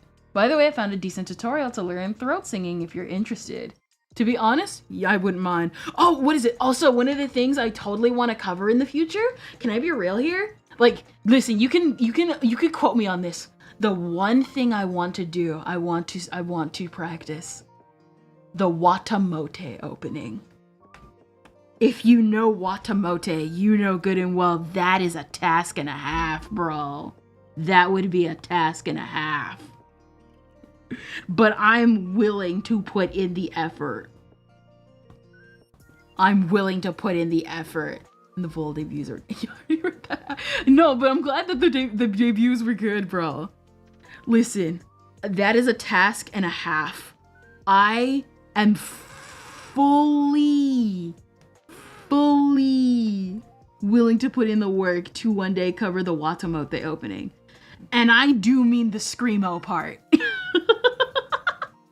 You're like, oh, you're talking about the regular singing? No, the screamo, bro. I am willing to learn screamo because the screamo in that opening is so good. Oh my gosh, I love Watamote's opening. I literally just listened to it, I think like yesterday or the day before. Man, that opening still sounds so good even now. Yes, do it. No, for real. Cause like, what is it? Cause like I never understood the point of screamo until until the Watamote opening. Like I never understood the appeal until that opening. And really I didn't even know that genre existed until Watamote's opening. But then when I looked back at it, I was like, you know what? It makes sense. It makes sense. Especially, mostly because, like, for me, I've talked about this before, I'm not really, even though I am a big fan of music, because I am such a big fan of music, I am very picky about the type of music I like. And one of the forms of music I do not like the most, ironically in my black cookout self, I don't like rap. Because in America, American rap is a dialogue. I do not like dialogue songs. If you are talking to me, I don't want you talking to me. Because that's what I feel like a lot of like rap is. And very few rap have caught my attention. A good example would be Punk Tactics. Punk Tactics, I like Punk Tactics because it is both a dialogue and a song. I like Dayako, and ironically, Dayako girl, the one girl who made me realize that rap is actually not bad. I like Japanese rap because it is both song and a dialogue. Like Yui, who played the first opening of Full Metal Alchemist Brotherhood. Again, that is a rap in like a sort of dialogue-ish regular J-pop song kind of way. For me, it's the rage behind it. Feel thing vicariously through music, why I love it so much. No, for real. It's like I I like music because of the emotions that are behind each and every singer. Every singer came up with their song for a reason, whether it be for money, whether it be for their dreams. Every song has their reason for existing. Heck, some songs are made to just promote the anime, but we wouldn't have them if that anime didn't exist. And I'm looking at you, tit for tat. No, not tit for tat. Looking at you, Isekai Cheat Slayer. You didn't have to have a good opening, and frankly, you still didn't deserve a good opening, but it's Mythenroid, and I love Mythenroid. Alright, we got the Lilies done. Oh man, that took forever. I'm gonna go over them. I'm gonna go over them later to like, more bolden them out. Maybe. Or maybe I can leave them like this, because I don't mind leaving them like this. At least for some of them, I'm going to go back and, like, bolden them out. Because I just boldened out the apples. But yeah. Whoo! This took a long, long time. Now, man, it's only been 3 hours. Man. That's faster than what we usually do. I'm getting good, guys. I'm getting good. The song. Favorite singers are ones who can flip between heavy guttural rage and somber melancholic notes. One of my favorite singers is Ivan Moody for a 5-figure Theth Punch. Best song is Coming Down. I highly recommend Mythenroid then. Mythenroid is absolutely that band. Especially Anger. Anger is just been my favorite earworm from them lately. It is exactly that. Man, I love Anger. And I actually have been practicing Anger because it has opened up my throat so much. Because what is it? You know, like how, like I said, with how some songs are, if you focus so much, I'm gonna go to just chatting. When you focus on trying to sing softly for so long, you're never really able to open up your throat, your real voice. Because that's what I think a lot of like Japanese singers, as much as really not just Japanese singers, this goes for indie singers as well on YouTube. You get a variety of voices and you don't get the sterilized, auto-tuned, and even like not auto-tuned as in like, oh, their voice is so sterilized and stuff. I mean, you get the imperfections. Even with the studio recordings, it's still their imperfections. And Anger is just like, what is it? Myth and Roid for Anger. Really good song. I don't even remember what they really, it doesn't really even have an anime. I mean, it has an anime, but like, it says music clip and it's literally just the whole video. No, I love it. It's such a good song.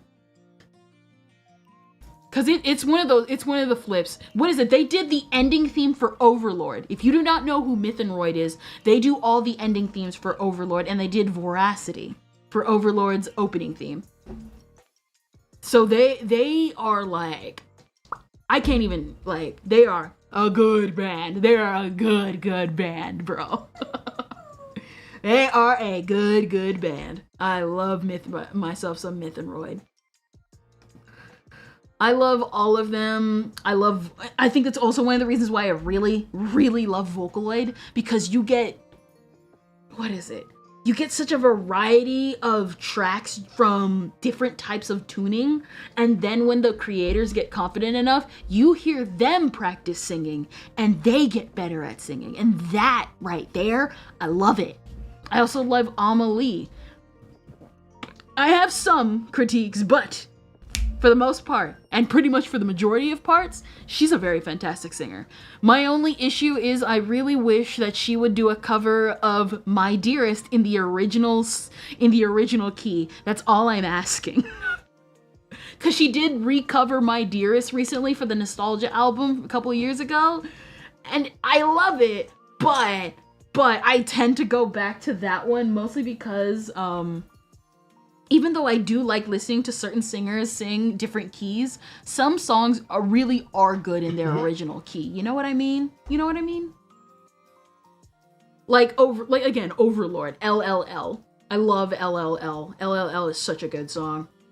But anyway, thank you all for coming to today's stream. We had a good react. We had a good react at the beginning. To be honest, I wouldn't mind doing that more. If you guys if you guys make videos, two things. I give full permission to anyone who makes videos on my channel. If you want to clip me, you have full permission to.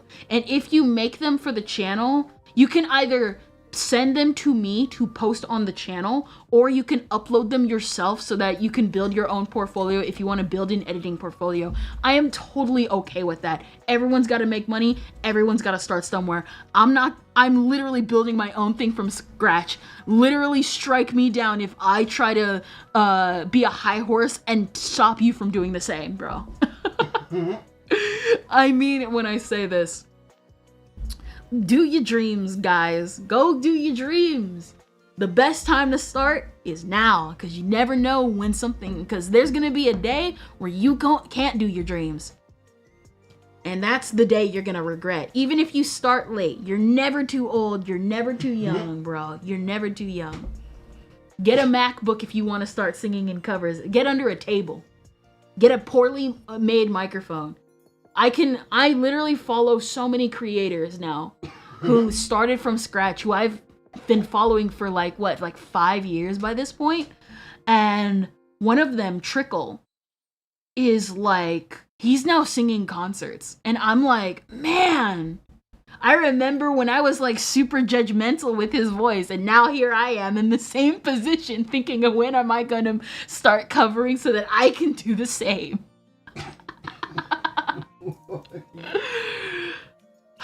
Next year is definitely going to be a year where I really just want to start making stuff, you know? And I'm preparing some scripts. I want to do a retrospective on the look back manga, because a lot of people are doing their retrospective of the anime movie, and I really think I want to add my 2 cents as a manga reader for someone who was genuinely inspired by the manga. And man, I'm super excited. But I gotta finish the script. It's like halfway finished. And then even then I gotta muster up the courage to actually use my DaVinci Resolve, because I want to do and practice editing and stuff like that. Real editing and not just Velo editing, you know? I'ma still use Velo though for all my VTuber clips.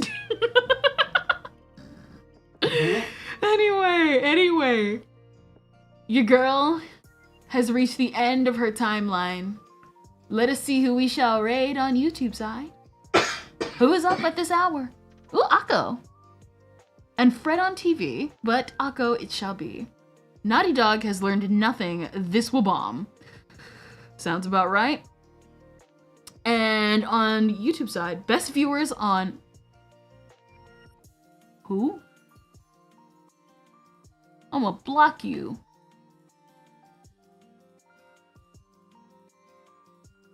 Apparently we got spam and I didn't even notice.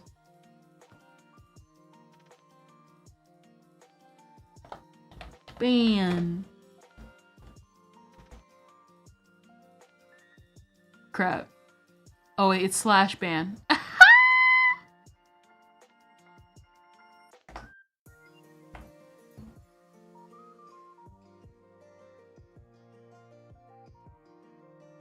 The username is right here, bro.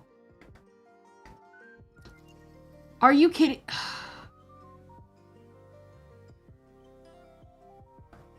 There we go, finally.